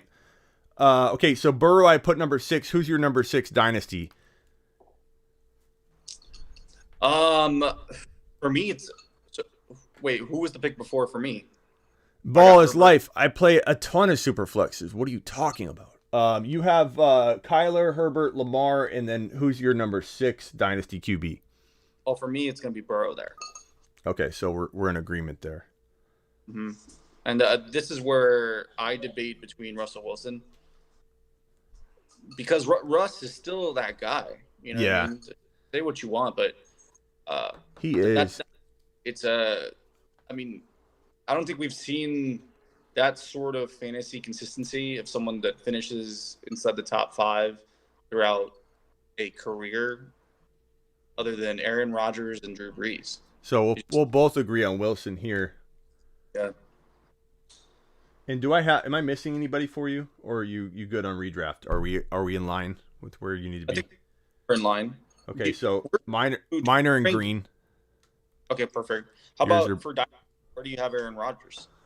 Dynasty, man, that's tough. I think it's close. Like, Matt's gonna go crazy. Every mock draft is one QB. Well, ball is life. Me doing more one QB mock drafts doesn't indicate that I do or don't do 2 QB leagues, bro. But I think I 3 of them together. I vow to you, ball is life. We will do, if not the very next time we do mock drafts, one of the next 2 times. But remind me, we will do 2 QB mock draft, bro.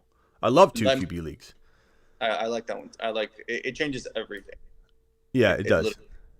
It does. But so A-Rod, so Matt's gonna get real upset here, but I think you could argue A-Rod over Lamar still in Dynasty because A-Rod's 37 years old. Like he's not. I don't think he's gonna be the Jeopardy host anytime real soon on a full. Well, he could still do it on the side, because they only film a certain amount of days.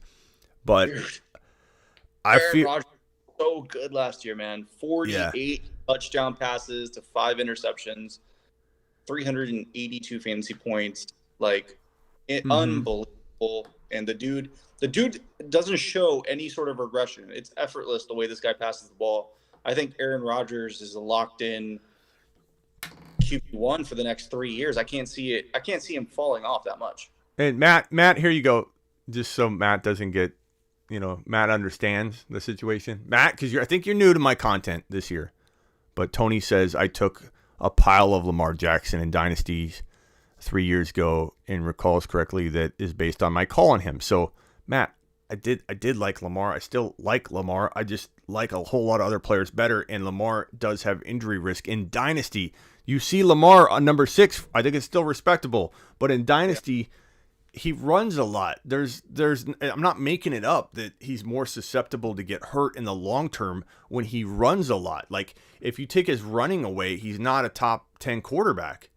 So nope.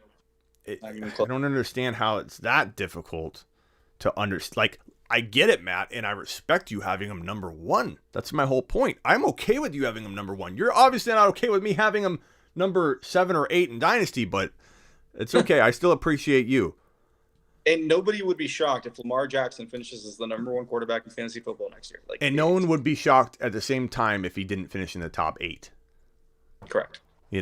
Like even if you love him, you're like, I could see it. It could happen. Like people, Justin Herbert put up more fantasy points than last year. Like by way of injury or just we saw Lamar fail for a big part of the year. It's not. I understand, Matt, your point. Like Lamar turned it back on and he scored X amount of points in the last. Like, yeah, I get it. You're using a portion of your story to tell the story about how he did last year, but the sum total is he did well and he did bad.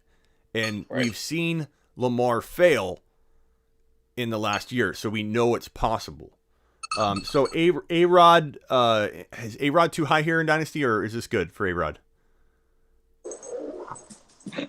Passing the dog. Passing the dog because the dog jumped on the table. A-Rod for me there is good. That's where I feel comfortable. I'll probably have Lawrence after him. A-Rod, 8. Let's see here. Man, I don't know where.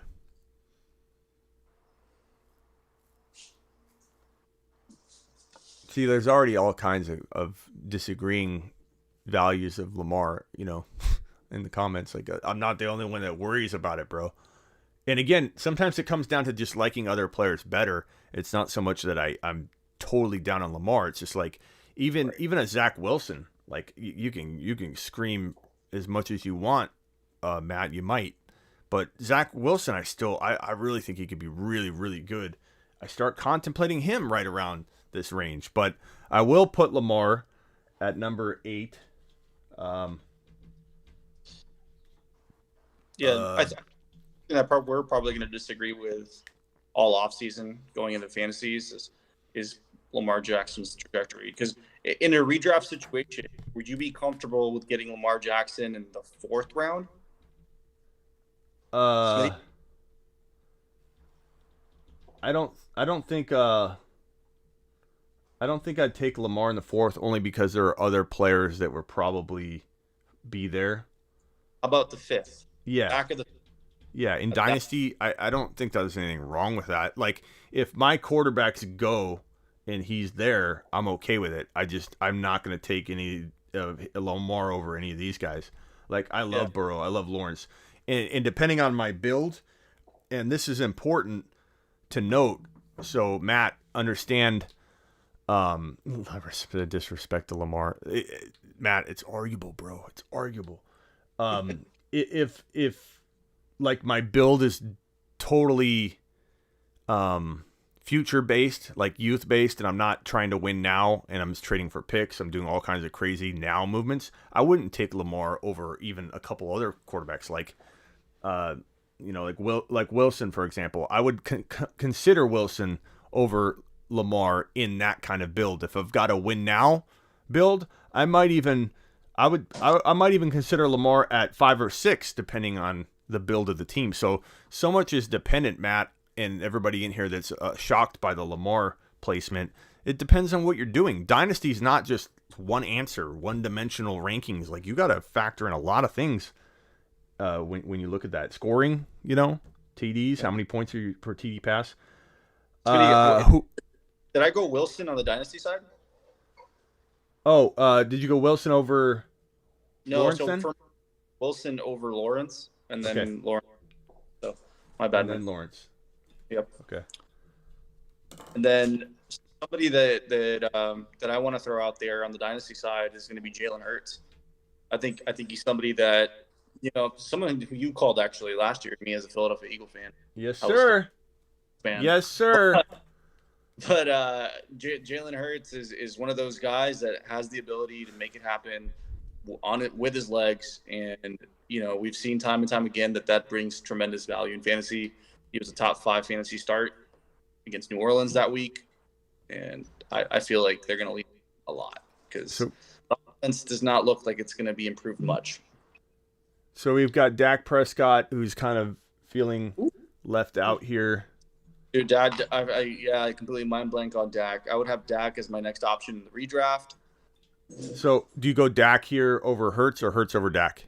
I'm going to go Dak first, then Hurts. Okay. To round up.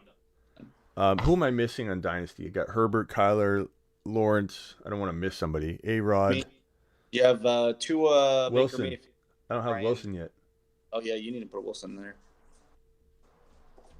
So Wilson, and then it's Hurts or Dak or Wilson, or this is Russell Wilson. This is Russell Wilson. And okay, so Russell Wilson here. Man, this is tough between Dak. It's gonna piss off somebody. Dak, Hurts, Zach Wilson. I think you gotta go Dak, man. Just with the amount of weapons that are on that offense, you gotta. When you look at that. So Dak, this is Dak for you and Dak for me. Correct. In fact, an argument can be made for Dak to be even 3 spots higher in both sides, but. Lamar, Wilson. So is this right? Who's missing from this? Russell Wilson's there. Lamar. I think we're good here. So this would be Dak. Yeah. You're okay with Dak here? Yep. Do we have our 10? And then Hurts maybe? Yep. And then who's 10 in redraft? Or who are we missing? 10 for me is going to be Brady. Yeah, that's pretty tough to pass on Brady here. We got Lamar. We've got Russell. Yeah, it's got to be Brady. Yep. Although he's not going to be in the dynasty side of it. No. On the side of it, I'm more leaning towards a player like Tua to see.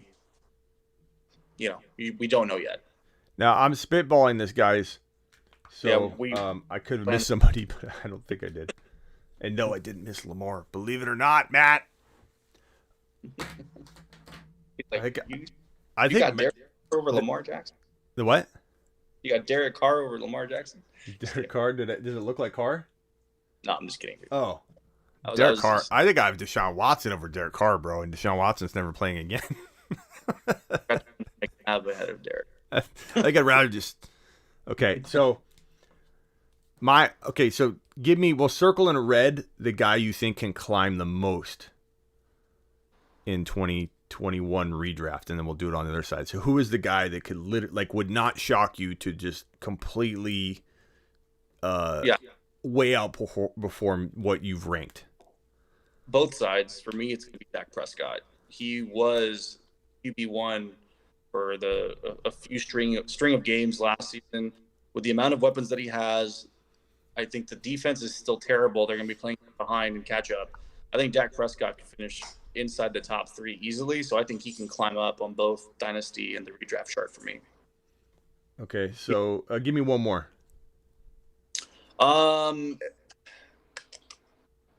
Again, we're looking from those players at the bottom to go a little bit higher to the top.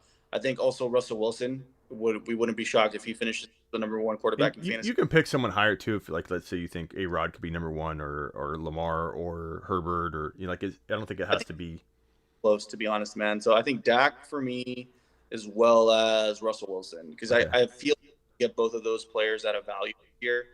So I'm those are my guys, man. I think the guys I feel like can completely explode.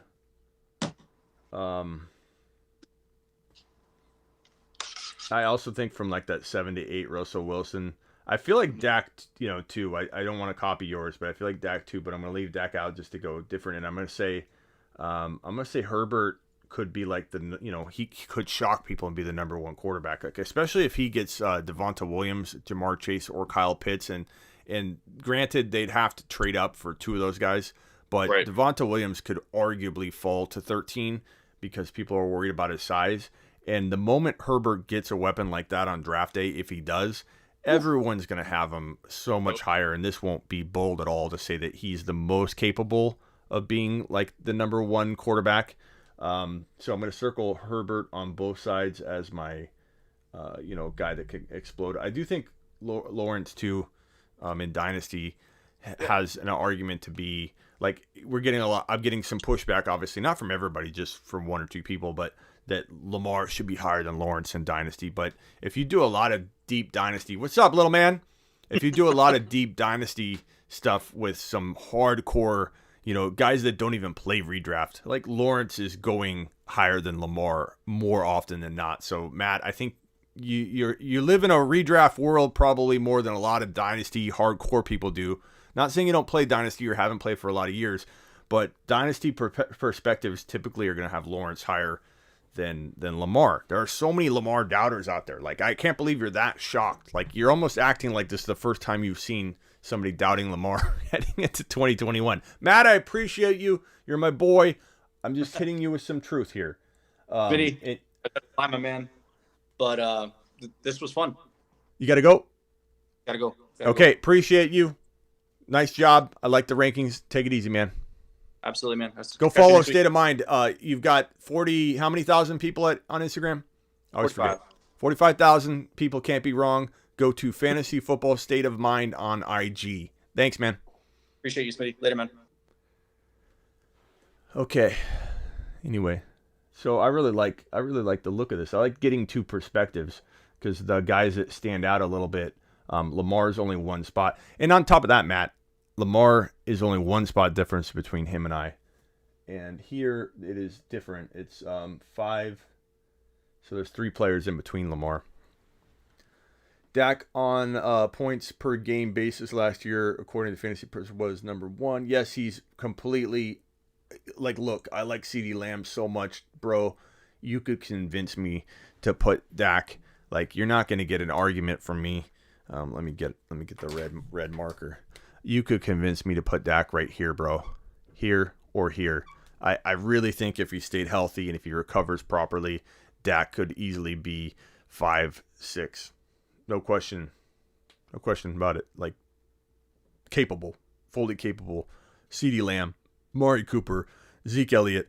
Imagine if they traded up for Kyle Pitts, bro. That would be insane. That was a great exercise of rankings. Thank you.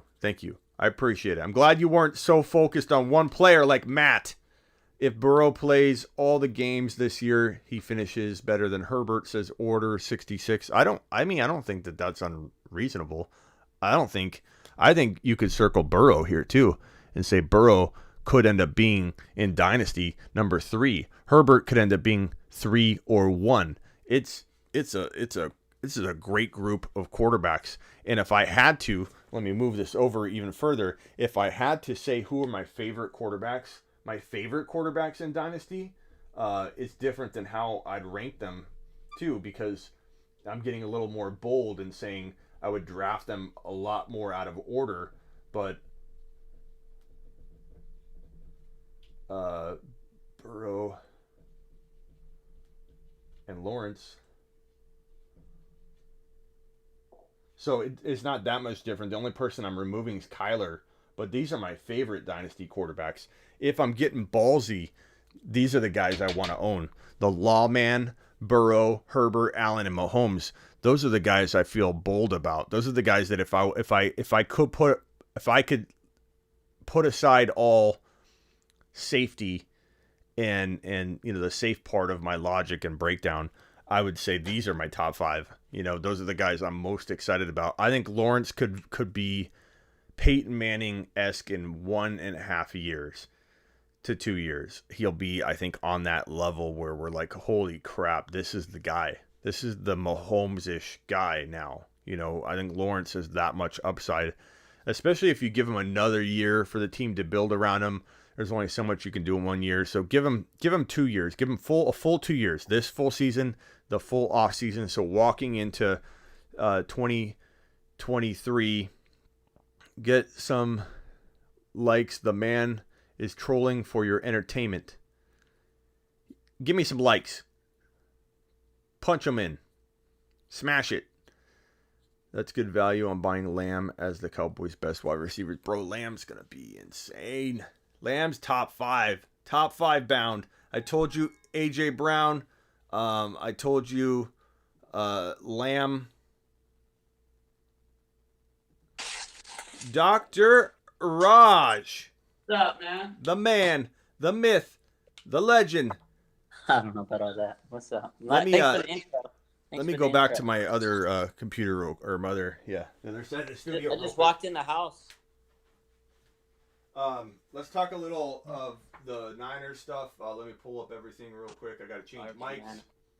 Starving. I just got home. I'm hungry.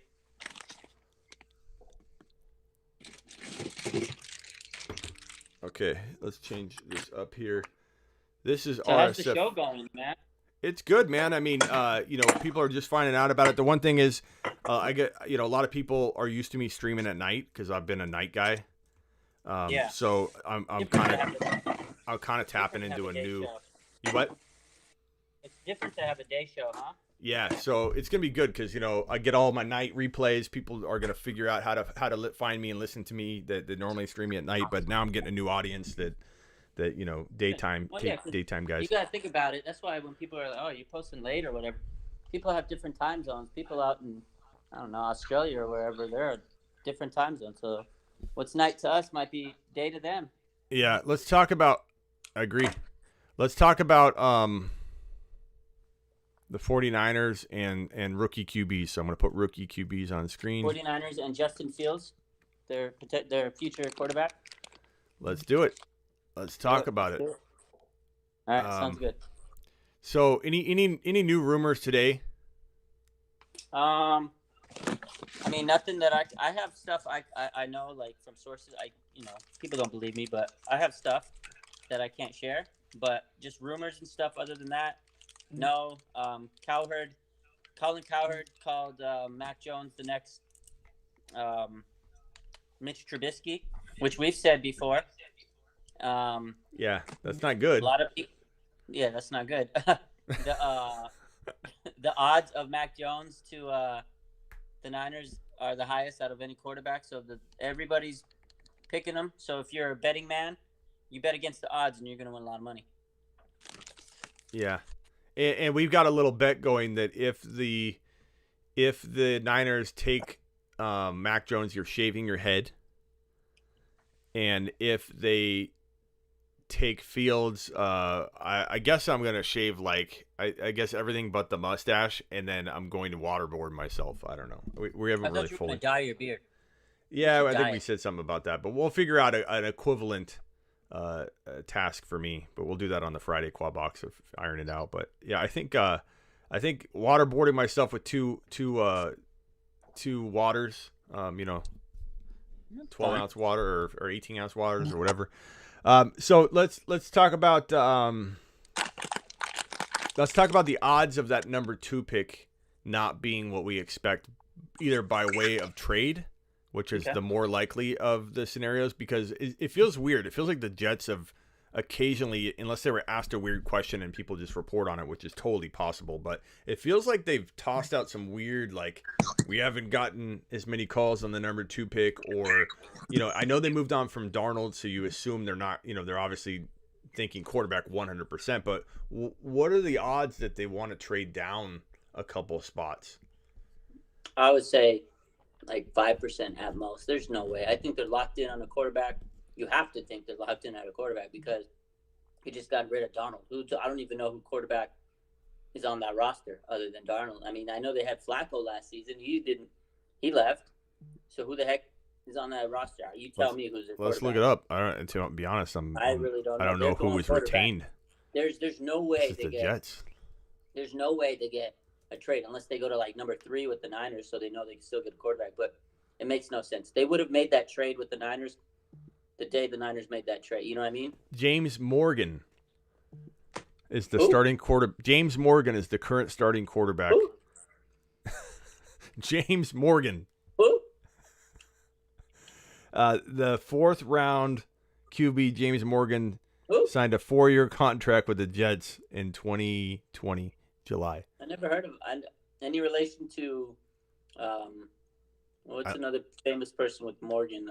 Florida international quarterback. He's 6'4", 229. Looks like the best Hall of Famer. Best prospect they've ever had, probably. But who? Oh, who? Who?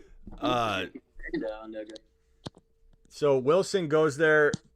Let me see if I can pull up the draft order. Yeah, the chances of Wilson not being number 2 is ridiculous. It's so low. But unless they pull the wool over everybody's eyes and take a different person, like Justin Fields or McCorkle or Lance. But I'm pretty sure they're going with Wilson. So let's mock out the first round real quick. Okay. Jacksonville going Lawrence.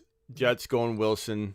Niners, you're going to put Fields in there. 100% Justin Fields is the pick. Can't be 100% though. 80% It maybe? can. It's 100%, bro. I'm 100% locked in. Justin Fields is a quarterback. But they aren't leaking anything. How can you I know. That's my argument. How can you know that if they're not leaking anything?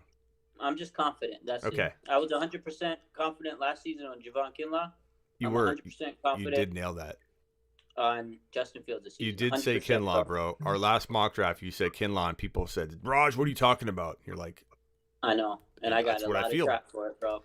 And I feel it's Justin Fields, 100%. I'm locking it in. Okay, Atlanta, odds of them trading down to Denver, or are they staying and picking Pitts? Atlanta's trading with Denver. We're going to 9. Denver is taking Trey Lance. Woo! I love it, dude. Jerry Jeudy stock increase. Yeah, baby. Jeudy, can you imagine Trey Lance, Jerry Jeudy, Cortland Sutton? Oh my God, Noah Fant. People are gonna 100%, bro. Be like, I love Jeudy. He's the best. I've liked him the whole time. I think Jerry Jeudy. I always love Jeudy. I always love Jeudy. I've always loved Jerry Jeudy, Smitty. Top 12 potential wide receiver, dude. This dude's elite. He's so good, man. His route running, oh my God. And here's the thing with Jerry Jeudy. I know he had some trouble with drops last season. It was a freaking rookie season, and he had Drew Lock throwing it to him. He's gonna figure it out, and he's gonna be a stud, man. So Falcons move down to 9. Denver takes Trey Lance. Cincinnati picks Sewell, or they pick Jamar Chase. We've been saying Jamar Chase. I think it's definitely more 50-50. I'm not Like It what is I a want tough- and what the team does are two different things, but I do feel like they're You can very make the strongly. case either way, Smitty. You make the case either way. I think Sewell would be a home run pick. I think Chase would be a home run pick. Between me and you, we've said it, and I'm going to stick with it. I'm not going to change what I've said. I think it's going to be Jamar Chase. Yeah, let's stick to our guns on that one. Jamar Chase. So Yeah, if we're wrong, Miami we're wrong. Miami takes Kyle Pitts, Miami takes. or No, did they take Jamar? Or They no, take Jamar Sewell. Chase go. they Sewell. take Sewell. That's something a lot of people haven't You mocked have to because protect Tua. everybody assumes Sewell's going to 5, but Sewell could go to Miami. I like If that. he's there, you take him. You protect Tua because Ugh. Tua. Does that Tua mean needs a Detroit? line, but here's the thing: Tua needs lineman protection because he's injury prone. He's got injury risk. So that's the guy. You give your. It's the same case for Joe Burrow. You protect your young quarterback with an investment at tackle, or you do it in Miami, and they can get a receiver later. They have Devontae Parker. They have weapons there. Bro, I don't want Chase or I know you Pitts don't. to fall to He's got to Detroit. go somewhere. Detroit, no. Detroit, Waddle. You saved me. I I could see Follow that, me. man. I could see They that. need a receiver. They got rid of Galladay. They need I think- a replacement. I think if they didn't have Hawkinson, they go Pitts without question. But I think Hawkinson will detour them from going double tight end, and they go either Jamar Chase or Waddle. I'm gonna accept your Waddle nomination because I don't want anybody going to Detroit that I want to start. Carolina Panthers now get Kyle Pitts, right? Yeah, they probably will because they don't need a quarterback anymore. Atlanta misses out by 1 pick. But see, that's the thing. I think Atlanta wants to take a Kyle Pitts, so it's tough for them. Before we had this, we had mocked Macaroni Jones to Carolina in our last mock. Well, this changes it. I still He could still go there, bro. I don't know you that can't I don't. you can't pass on Kyle Pitts if you're Carolina. You give Darnold. I Kyle agree. Pitts, I agree. You give him CMC, and then the receivers they have Samuel. They'll have a good team for Sam Darnold. So you can't pass. I agree. On, I agree. on that. But they unless still. Atlanta trades. No, they're not going to do a double trade. It's tough because I want Atlanta to get Kyle Pitts, but it doesn't matter what I want. Okay, so Atlanta. Who does Atlanta take then? If I guess Devonta Smith. oh, they got too many wide receivers, man. I'm not sure Well, about then that one. maybe Carolina takes Devonta Smith. I and feel then like with Atlanta takes- yeah, I feel like Kyle Pitts would be the pick to Carolina at that point. If he falls to 8, he's getting if he scooped falls up. to 8, you can't pass him. And Okay, GMs would so- be ridiculed. So Atlanta, who's Atlanta take then? If they're not taking a wide receiver, because I don't think they're taking a wide receiver. They got Julio, they got Ridley. There's no reason I think they take a wide receiver. They could, but I don't think they will. They don't need a receiver. So what do they take then? Defense? Isn't it Or, crazy? or do We they haven't take- had. It's all do they offense, ta- bro. Do they take McCorkle? Or where's Parsons go? Oh, Chandler Parsons. He could go there. Could see that. Because like a lot of people think he's a top 6, top 5 pick. But because Honestly, of the man, offensive need, people are I'll tell you passing what. on. That whole Sam Darnold trade has really messed up my mock draft board. Yeah, I It's don't know if Atlanta really wants to make that trade now because they probably won't get Kyle Pitts. But Denver wants to move up. yeah. I think if Atlanta moves down, it does mess up mock drafts pretty bad. Let's scratch this a little bit. Who would Denver trade with if they want to move up in the draft now? Miami again? Miami make another trade? I don't think so. No. I think Miami takes. I think Miami. There's Detroit? Maybe Denver trades up with Detroit maybe because they know Atlanta's not going to take quarterback. if they like Mac, they would because Mac would fall. But I think they want Trey Lance. Macaroni could fall to 9 though.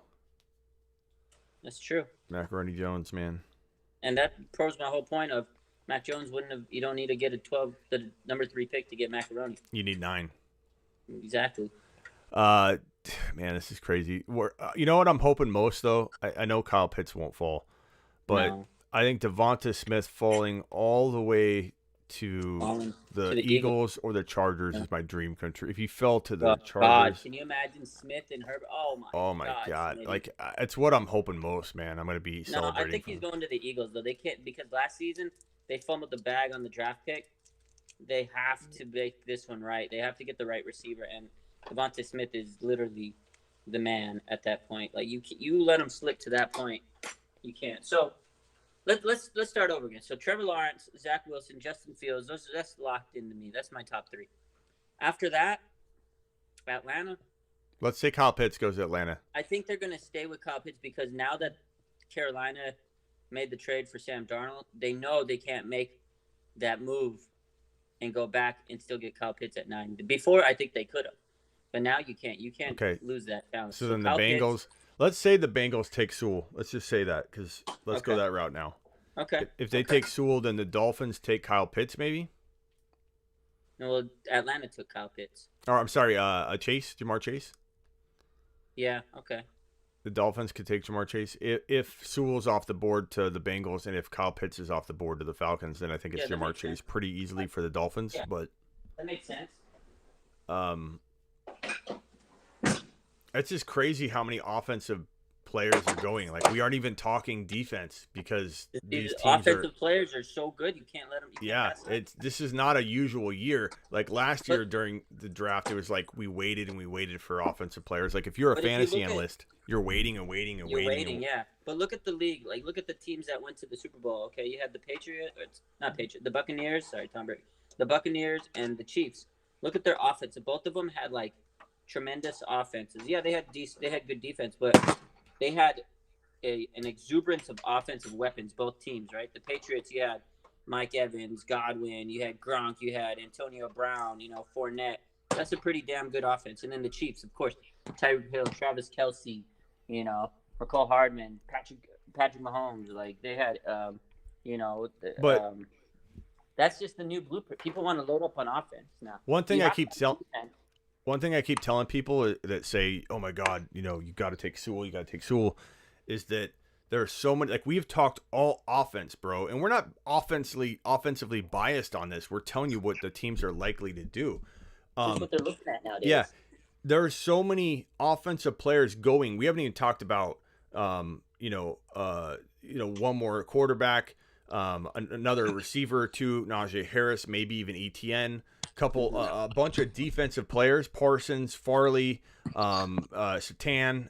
I mean, we're talking about a boatload of defensive guys on top of all the offensive guys. That my question to people that say you have to take Sewell if you're the Bengals, how many offensive linemen have gone yet?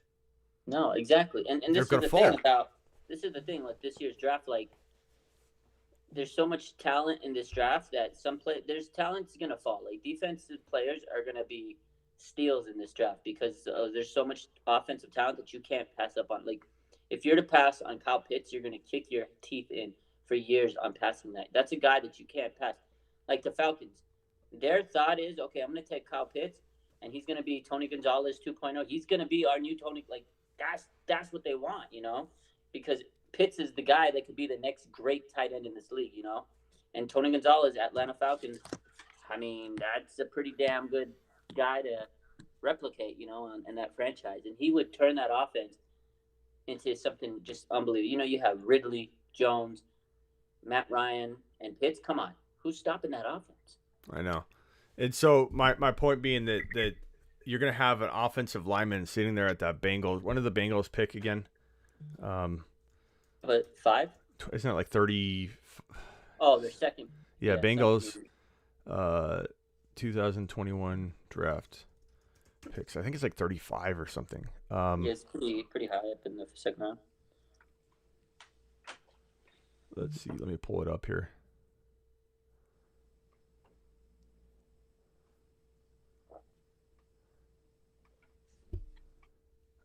Full NFL draft.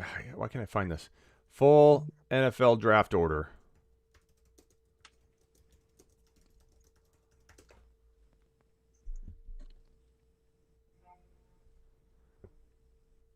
Okay, round 2. Bengals pick number 38. So we're talking about Dr. Raj, at least 15 to 20. Well, I don't know how many. So we got Lawrence, we got Wilson, we've got Lance, we've got Fields, we've got Mac Jones. We have, did I say Kyle Pitts yet? Devonta Smith, Chase, Waddle, maybe 2 running backs. You're talking about 11 to 12 offensive players, at least, and maybe 1 or 2 more receivers. So like 13, 14 offensive players out of 32. And then you mix in defensive guys. That 38 pick is going to be a fantastic offensive lineman. Oh, we lost your audio.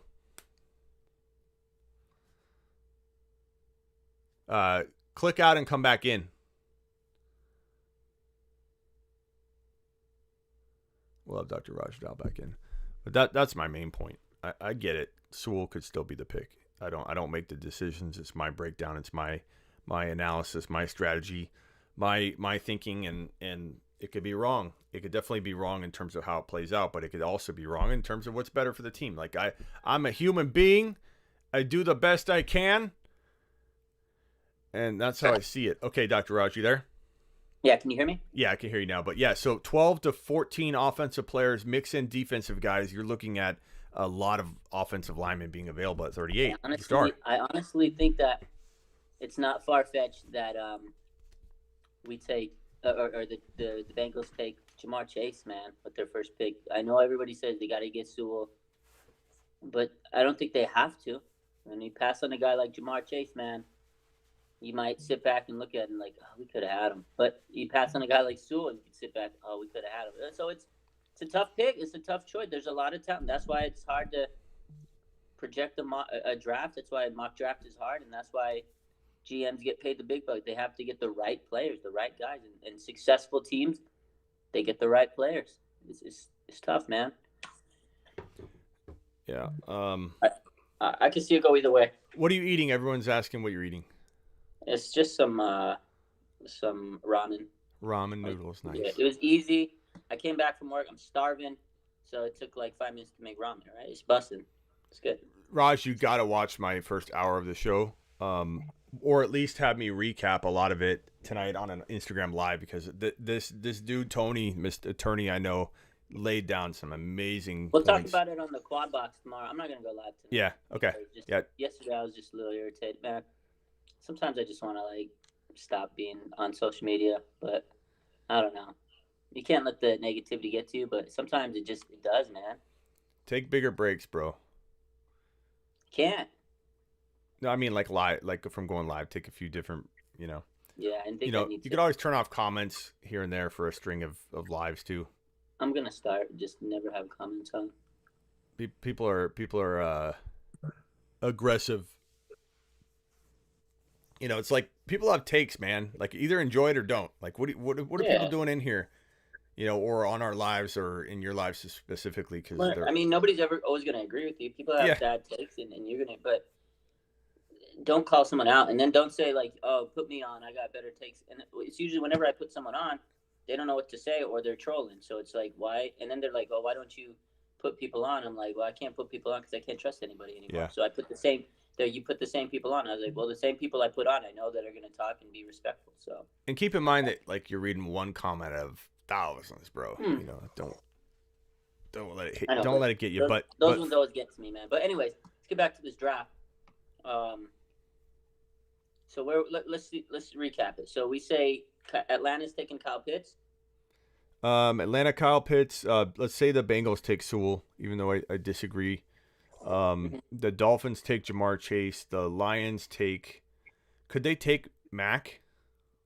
The Lions? Or yeah, they could. They could. I mean, they could, but they got Stafford. But no. They got Goff. Got Goff. Goff's garbage, man. Yeah, maybe they take. Maybe they take Mail Matt. They might, man. I just hope they don't take Jamar Chase or Pitts if they fall. I think they're going to take a receiver, bro. I really do. I think they're going to take a receiver that's there. They're going to take whoever best receiver. I mean, I've got a video dropping on Devonta Smith tonight that's going to blow people's minds. It's going to make people like Matt upset. It's going to make a lot of people upset. Uh-oh, I got to see this. It's going to be pretty crazy. Controversial. What? Is it controversial? I mean, it's not going to sit well with a lot of people, but Oh, you're gonna say he's not going to be good? no, I'm going to say he's going to be too good. Oh, I don't.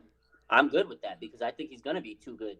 Yeah, well, we'll see how people react when they go, he hasn't played a game. How can you do this? Well, that's what we do. I know. We predict stuff and people I hate on know. it. But I know. It's funny. Like that's your job. It's to prognosticate. I know. Like they're no offense, Matt, but you brought it on yourself.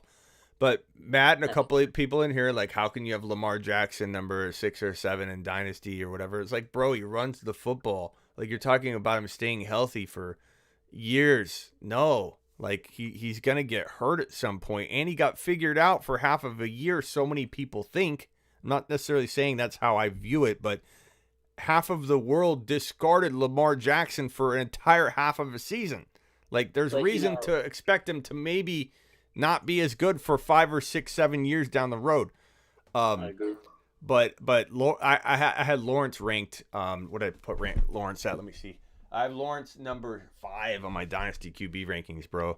Here are my Dynasty QB rankings right here.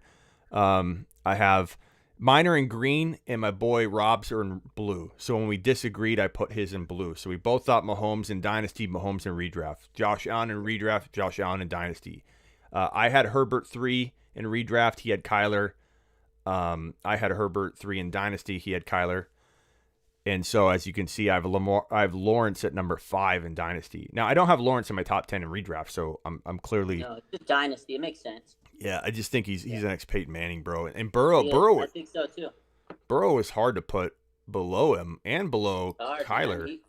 Burrow could be a great. He could be one of the next greats.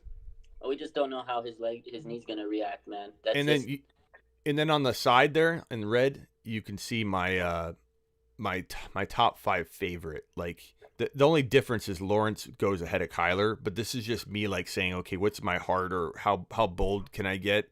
It's like Mahomes, Allen, Herbert, Burrow, and Lawrence. Like that's kind of how I feel are like my favorite, quarterbacks. But yeah, I like that. I like that list. I like Burrow, but the only concern about Burrow, the ACL. You're coming off an ACL, and he's not the most mobile quarterback in the world, so he's going to be a little bit more, even less mobile. You got, most of these guys, they come back, they lose some mobility. Like with Carson Wentz, Jimmy Garoppolo, I'm a little worried about that. But I think Burrow is a guy that could come back, and he's a smart guy. He's a very good player. He's a very smart guy. And that's why you see him, like, it was tough for me to leave Burrow off of my redraft rankings. Like, in all honesty, I feel like, because that's why you see Burrow number 6 on my Dynasty, but he's not listed. I honestly feel like Burrow could be 8 or 9 or 7 on my redraft, but I'm just careful with it because you can be. So I don't want to advise anybody to take Burrow over Dak or Burrow over Russell Wilson. But I think he definitely could crack that redraft list around 7 or 8 for me. And by August, you might see him in my redraft around. Depends on how he's progressing. But like you said, ACL, that's why I'm cautious with it in redraft. Yeah. But if he gets Jamar Chase, Kyle Pitts. Kyle Pitts, that'd be crazy. Or imagine if he gets if he gets Kyle Pitts, Jamar Chase, or Devonta Smith, then in Herbert too. Like I hope Herbert or Burrow gets one of those 3 top dog players, bro. I'll be so pumped if one of them gets it. I think if he gets one of those guys, it's a game. He's gonna have a big advantage. That's good for him. He needs that for his development. That's the thing. I know everybody wants a lineman, but you gotta fill your guy with weapons too. Because here's the other. What's the big thing when quarterbacks struggle and they they don't do well? One of the things people always say, oh well, they don't have a lineman or what? They don't have an offensive line. What's the other thing people say? Oh well, they don't have weapons to succeed. So you can have an offensive line, you can have protection. If you don't have anybody to throw to, what are you doing? You're just going to sit there with nobody to throw to? What are you going to do? You got to get players that can get open. And I know they have some good receivers. Yeah, T. Higgins and Boyd are good wide receivers, but they're good. But you get a guy like Chase, he could be the next Randy Moss. Dude, him and Devonta Smith are on a whole nother level. And I know you like Waddle too. Some people so you could put Waddle in there if you want. I like Waddle. But I think that you're gonna get such a good offensive lineman, man, in that 38 pick. That's what I'm saying. You're gonna get a stud lineman. Like this is what I did with my I've been doing mock drafts, and before the Niners traded for the number 3 pick, and everybody's mocking quarterbacks to the Niners. I did a lot of mock drafts, and let me tell you, we needed a lineman. That was like a big take that a lot of people were saying that the Niners were going to mock. You know, all the mocks were saying the Niners were going to take a lineman in the first or second round, whatever. So I didn't take a lineman in the first round just to see how it would play out because at that point we didn't re-sign Trent Williams yet. We didn't sign Alex Mack yet, so we were kind of worried. We're going to have a good line. We need a lineman. So when I did my mocks, man, in the second round, the linemen that were available, they're like superstar type players. They're good players. So the Bengals at 38 can get a star, and we were at 43. You know what I mean? So if we were able to get a guy that's going to be on it, they have a few more picks ahead of us. They're going to get a good player. And bro, let me look at the big board for players. Or let's look at mocks. Current 2021 mocks. Where's that database tool? It's NFL mock draft database or Pro Football Network or Pro Football. Yeah. Don't tell my daughter I'm drinking her juice box, but she's not here today. So. Drinking a juice box, Dr. Raj. Drinking a juice box. That's mock draft. Where's that mock? I'm not finding it. Gotta go to the grocery store. 2021 NFL draft prospects.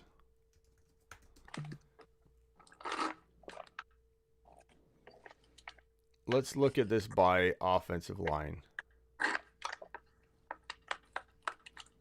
So you've got Sewell, Derek Shaw, or however you say his name, Slater, Tucker, Mayfield. Like Mayfield will be there at pick 38, bro. I think.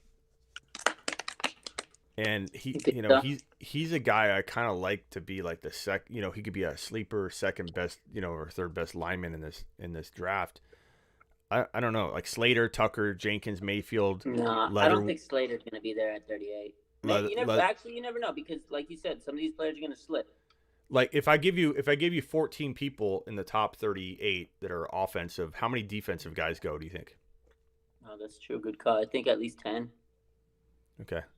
There's gonna be some corners. You got J.C. Horn. You got Patrick Surtain. You got. And Cosme, like you tell me, Jamar Chase and Cosme wouldn't be elite. I know. And he's yeah, exactly. Like there's gonna be some defense play. Kwity Paye, Azeez Ojulari. They're gonna go first round. Maybe Asante Samuel. So you start adding those defensive players. That's more linemen that are gonna be available. Bro, I'm screenshotting this. Look at these these offensive linemen. This is insane. It's crazy. It's so deep, bro.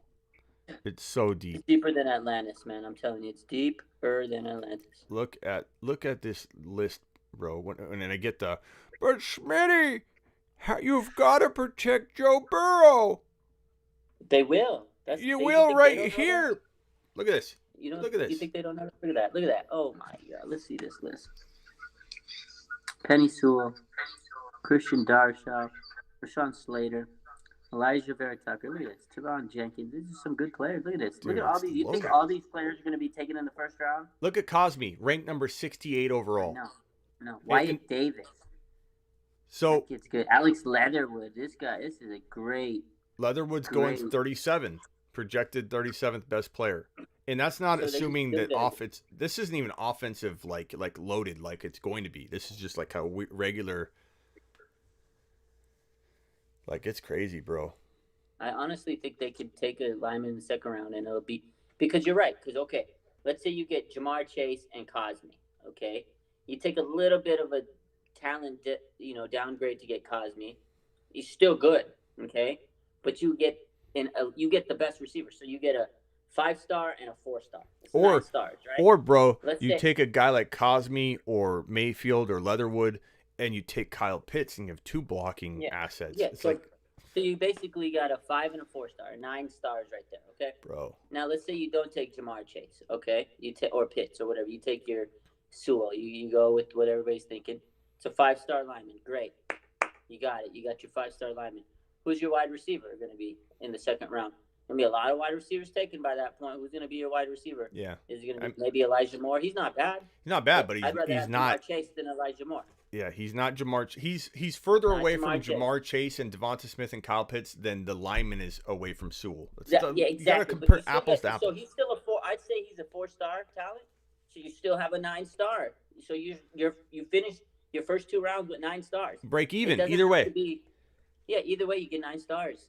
You break So- even in a worst case scenario. That's what I'm saying, man. Like, why does it have to be the lineman first? They can get the lineman second, and it's going to still be the same amount of talent. You know, that's the way I see it. Yeah, 9 stars. They're going for 9 stars. 9 stars is the answer. Either way, you get it. But Smitty, you have. Oh. But Smitty, you have to protect Joe Burrow. Dr. Raj, I see that comment I know. and that DM all day long. No, I'm sure you see it. I saw it on. It was Bleacher Report or somebody posted on mock draft or Bleacher Report or somebody, and I saw that actually. It's funny because I thought somebody commented. It was like, "Oh, you have to protect Joe." Imagine taking Jamar too. You have to protect Joe Burrow, and I was laughing. I was like, think more than one dimensional is what I think. I was like, you guys realize that there's more than just one lineman in the entire NFL draft. There's a lot of linemen. You know what I'm saying now? Like, say it to me, Dr. Raj. Say you got to protect Joe Burrow. You got to protect Joe Burrow, Smitty. I know.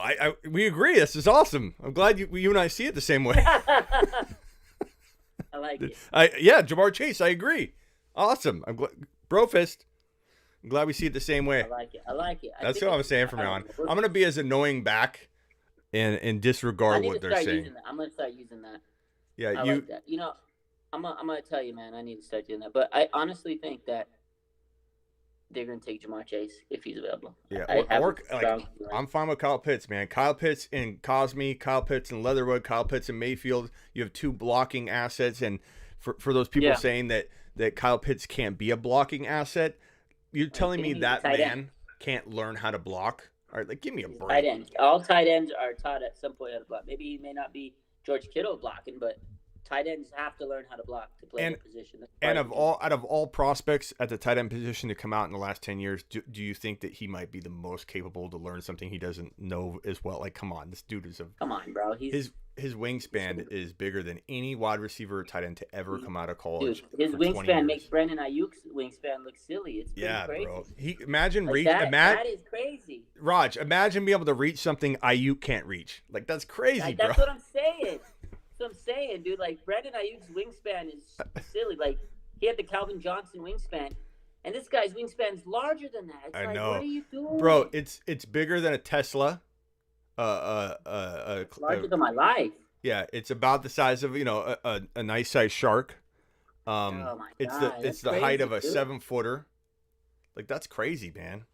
That's wild, man. All I gotta say is, I hope that we get it right. I wanna nail this draft this year and be like, God, we did good. But the only one we're gonna screw it with that Atlanta trade. I don't think it's gonna happen now because of the Carolina move. But hey, we could be wrong, because I think there's no way that Atlanta makes that move to 9 and think they're gonna get Kyle Pitts.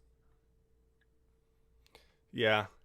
I think, we mocked it and they ended up getting him on one of our mocks, but I think, you start looking at the Darnold thing now and it kind of throws, We didn't expect that trade, so maybe we could do a new mock.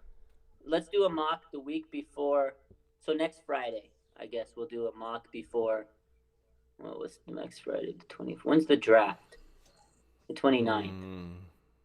So next Friday. I forget the date. Yeah. I wish I could go, man. I had a hotel. I had a flight going to the 2020 draft. I was so pumped. I was going to live stream the whole thing from outside. And, I wish I could go as far as it's in Ohio, right? So, I wish I would have been able to go, too. It would have been nice. What, do we know where 2022 is going to be? I don't know yet. Let's do a mock draft the week before the real draft, like the Friday before the real draft, the 22nd. The NFL draft's the 29th. We'll do a mock draft our final mock. We'll do a final Let's mock. do it. Let's do it. Okay. All right, I'm man. excited. Well, yeah, take it easy tonight. Rest up. Quad box tomorrow. For those that don't know, my boy RSF 49ers. Let me put I think your thing dropped off here. RSF 49ers. Follow him on Instagram. 30,000 people can't be wrong. We got 129K. 129K can't be wrong. But more equally as important, if you're interested in 49er talk or just NFL draft talk, this is the place to be for those kinds of videos because, man, you want a good information. We do a quad box every Friday night where 4 of us battle it out talking about, everything 49ers, but also NFL draft. And there's anywhere between 400 and 1,000 people in these lives. So if you want to get involved, go over to my man. It gets pretty crazy. Go there on IG, RSF 49ers. It's been getting pretty crazy. Like some of our debates have been pretty spicy lately. Yeah, and I think we're gonna be pretty accurate on some of the stuff we've been saying. We have been. Yeah, One trade can mess up everything though, so it's tough to be always right. But the draft is in Las Vegas next year. That's what. That's Vegas, what. My hometown. Ooh, D said. I might have to go. That's right up my alley. That's my hometown. Bro, let's do it. Let's figure out a way. We got to do it. Let's figure out a way to do an entire live stream. We'll do it on your account. We'll do it on, the quad box, and we'll do it on my YouTube. So we'll have tons of things going. We'll set it up. We'll park outside somewhere, by a fountain. I gotta get my MGM. YouTube going, man. So I made a YouTube page, but I went to search it and it's not coming up. So I don't know. Yeah, you gotta have some content on it first, but it'll come up. Oh, so if you don't have anything, it won't come up? Not when you're searching. Yeah. Okay. Yeah, because it doesn't have anything to find. But you can go to on an app and find your channel and go to it and get the URL or whatever. But we gotta drop. I'll cook up one of the quad box videos if you could send me. Yeah, let's put up a couple of those first to get content up, and then we'll go forward from there. So send me the file through WeTransfer. Can you copy those from my Instagram, IGTV? No, it's too long. It won't let you download it. Because I know how to save it. If you save it and drop it in WeTransfer, you could send it to me, and I could post I could give you, or you could just post them straight from your phone onto the YouTube through the app. It would be vertical, which is whatever, but just throw them up so we can get them up there. So save them to your phone, upload them immediately. I'll talk to you offline about it. But we'll load those up so people could get that content, and then we'll go from there. They can search my page, and then because I want to do this Friday night. I want to whatever we save. I just want to throw it on there. Yeah, that's what I want to start doing. Whatever we save, our quad box content is good enough to go on YouTube. We need to that's drop what I'm it saying. on there. And not only that, if I got interviews coming up, then I can put them on there. I'm trying to get Adam Rank to go live with me. Okay. Yeah. Tell him to go live with me because he's one of the people that for whatever reason I can't connect with. I don't know if it had to do with that Twitter war we had. Yeah, probably. He commented on my post now. He commented on my post today about I posted a meme about Mac Jones and Justin Fields, and he was like, "Man, I feel bad for you guys." He goes, "This is the same thing that happened to us," and he's a Bears fan. He goes, "Yeah," and all that, and he's like, "We traded up." He's like, "We traded up for Trubisky." He goes, I know how you guys feel. So I was like, damn, man, keep it real, Adam. So yeah, anyway, I like Adam a lot. I don't know if he thinks I don't or something. And I DM'd him. I was like, yeah, I know Niner fans don't like you, but I'm a big fan of yours. He's a cool dude, man. Yeah, he's got thick skin, bro. So I always pimp him whenever I can. Say this is the dude. This is the I love what Adam Rank brings to the table. I don't care about what people say about him. I like him a lot. I just don't know if he knows that because from that Twitter war that we had where... I'll tell him. If I talk to him, say, hey, here's a guy at Fantasy Football Show, Smitty. Yeah. He just wants to say, if I do get live, I'll drop your name. Tell him I've been trying to interview him for a while now. All right, Dr. Raj, we'll see you Friday night. Later. Go follow Dr. Raj at RSF 49ers on Instagram. We have 3 minutes left. Let's get the outro music going. It is time to giddy up on out of here. These shows always go so quickly. I appreciate every single one of you here.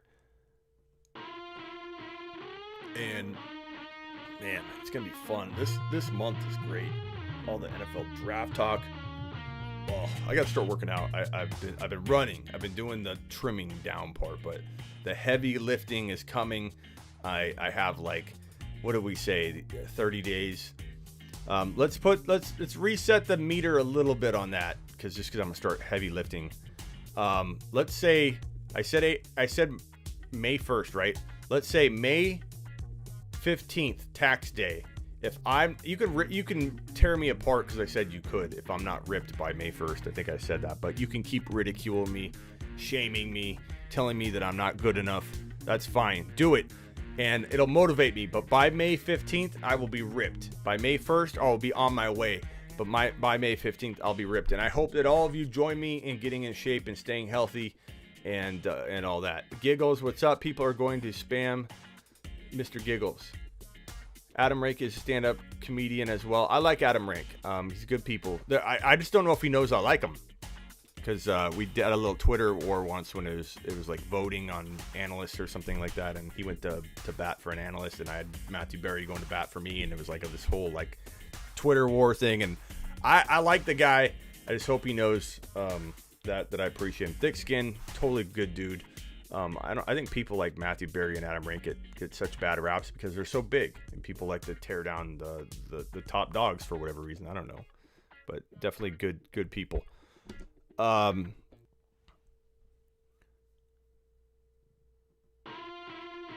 We have 1 minute left. 1 minute left. Subscribe if you're new.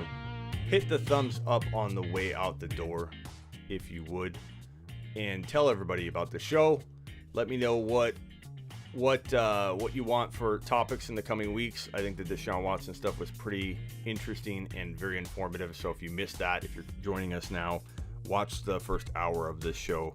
It was so full of crazy breakdowns, and I had an attorney on that spoke to the whole Deshaun Watson situation from a legal perspective, and the dude's full of knowledge, and I think it was a pretty awesome episode. So if you rewatch the hour one, you will not be let down on the amount of content you're going to get on the Deshaun Watson topic. Appreciate all of you. Join me every Tuesday and Thursday, 4 p.m. to 7 p.m. Eastern here at thefantasyfootballshow.com, which will redirect you right to this bad boy. Take it easy. Live from Smitty1.com studios, it's the Fantasy Football Show live.